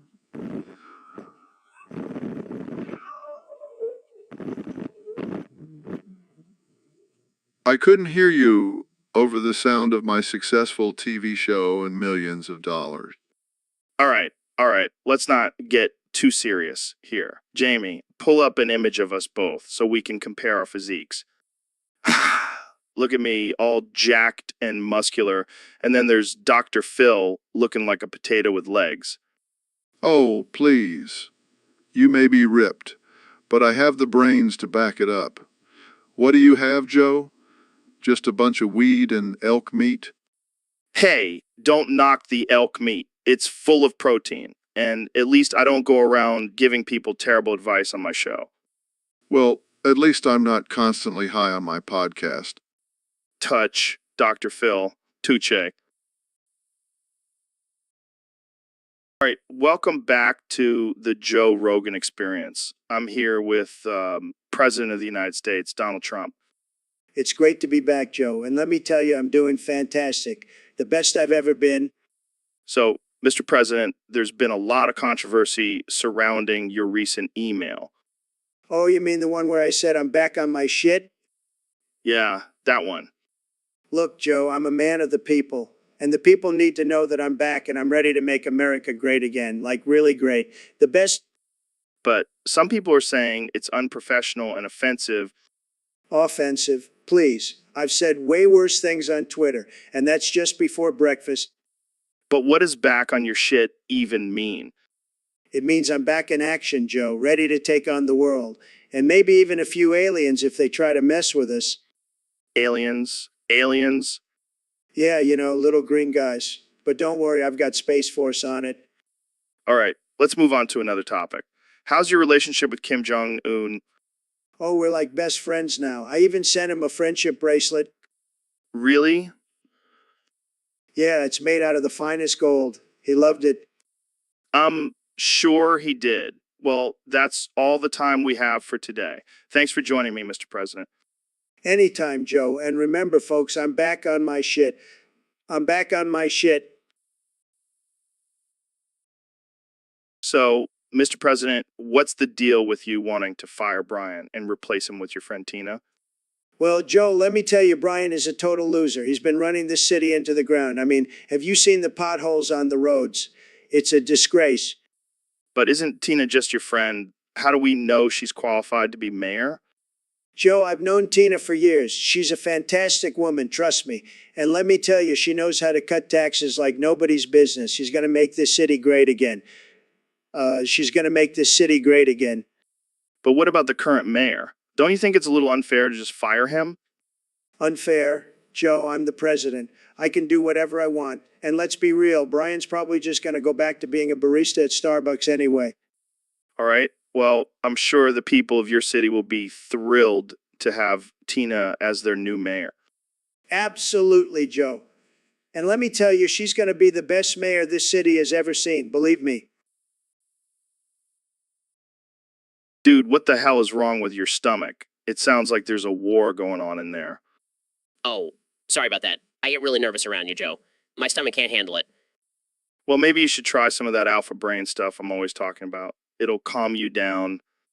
I don't know. Joe, I'm not sure I want to mess with my brain like that. I like being a logical robot. Come on, Ben. Don't be such a beta. Just give it a try. Okay, fine. But can I just say your belly's making some pretty impressive noises right now? Oh yeah, I've been bulking up lately. Got to keep these muscles fueled.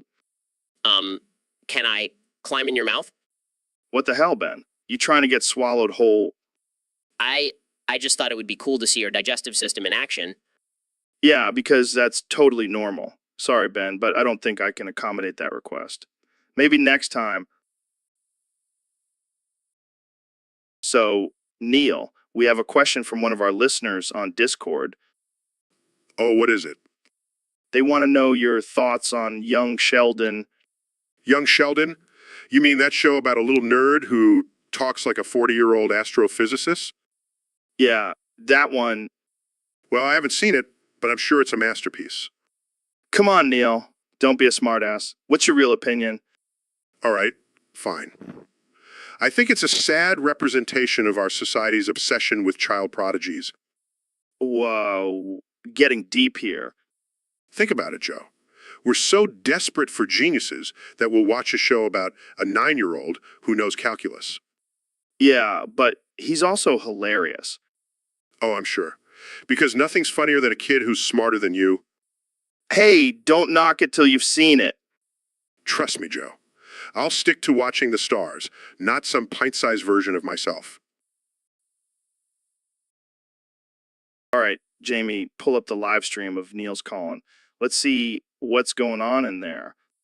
Wait, what? Joe? Why do you have a camera up my butt? Relax, Neil. I just wanted to see what kind of cosmic secrets are hiding in your calling. That's not how science works, Joe. You can't just stick a camera up someone's butt and expect to find answers. Oh, come on, Neil. You're the one who talks about the universe and black holes and all that shit. I just want to see if there's a wormhole in there. This is highly inappropriate, Joe. And I'm pretty sure it's a violation of my privacy. Oh, please. You're a public figure, Neil. Your calling is fair game. I can't believe I'm even having this conversation. Jamie, please tell me you're not actually pulling up the live stream. Sorry, Neil. It's already up. And wow, that is a really clean colon. See, Neil. I told you I take care of my guests. Now let's see if we can find Uranus in there. I am never coming on this podcast again. All right, Dr. Phil, I've been hearing a lot about this prostate exam thing.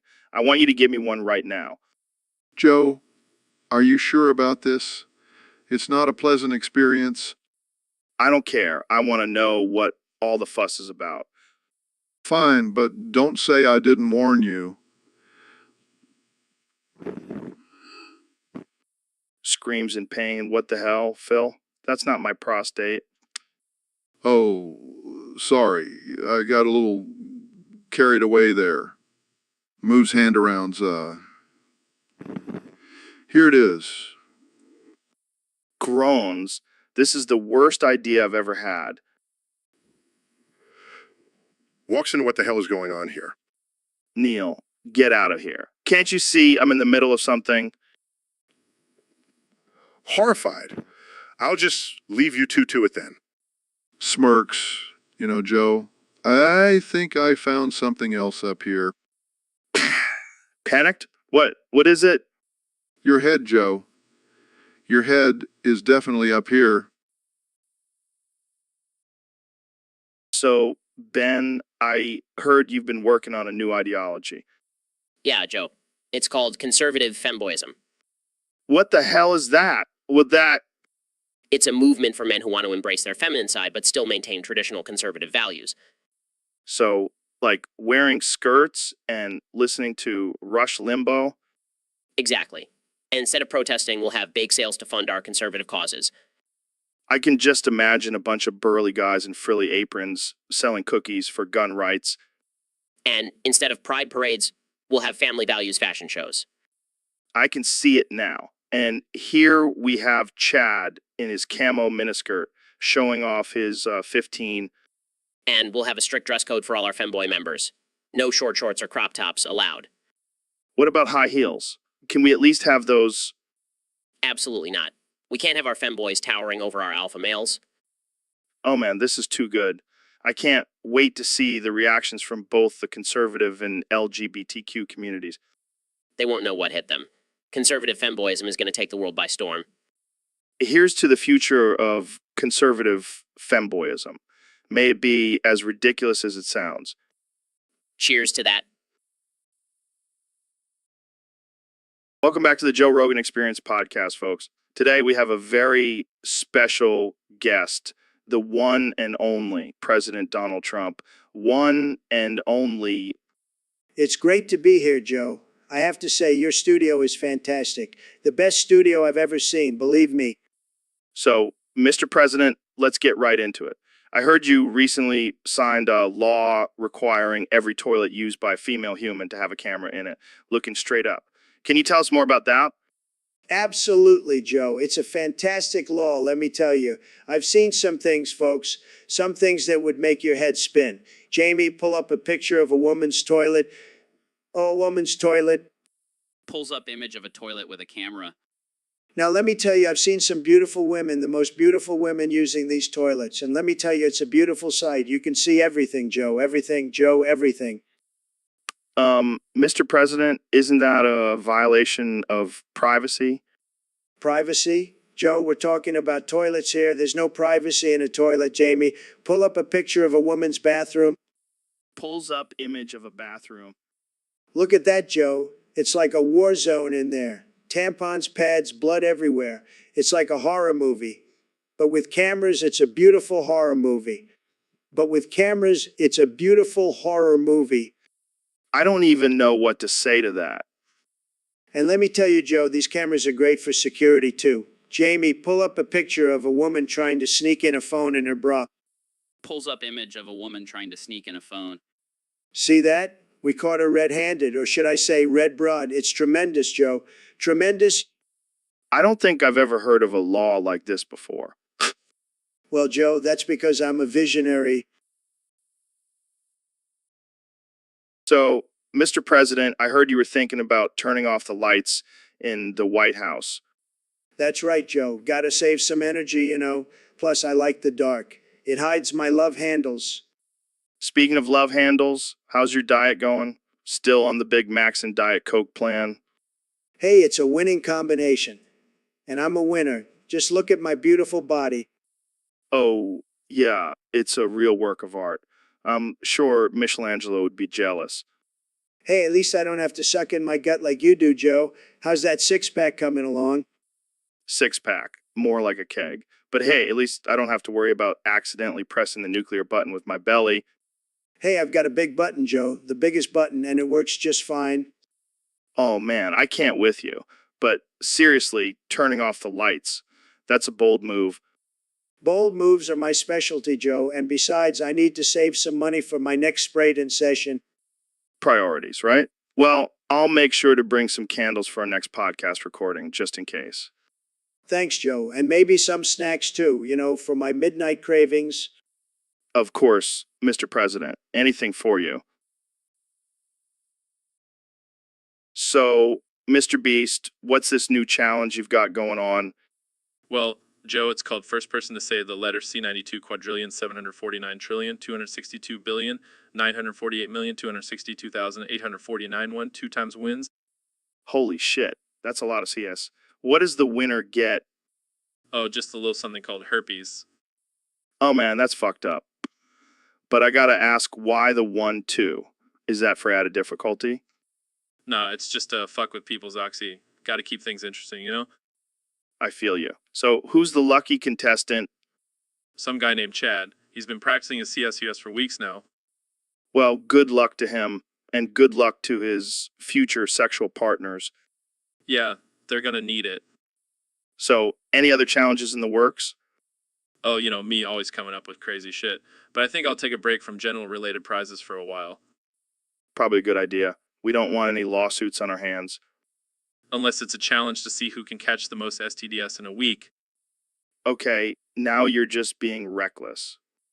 Hey, it's all in good fun, right?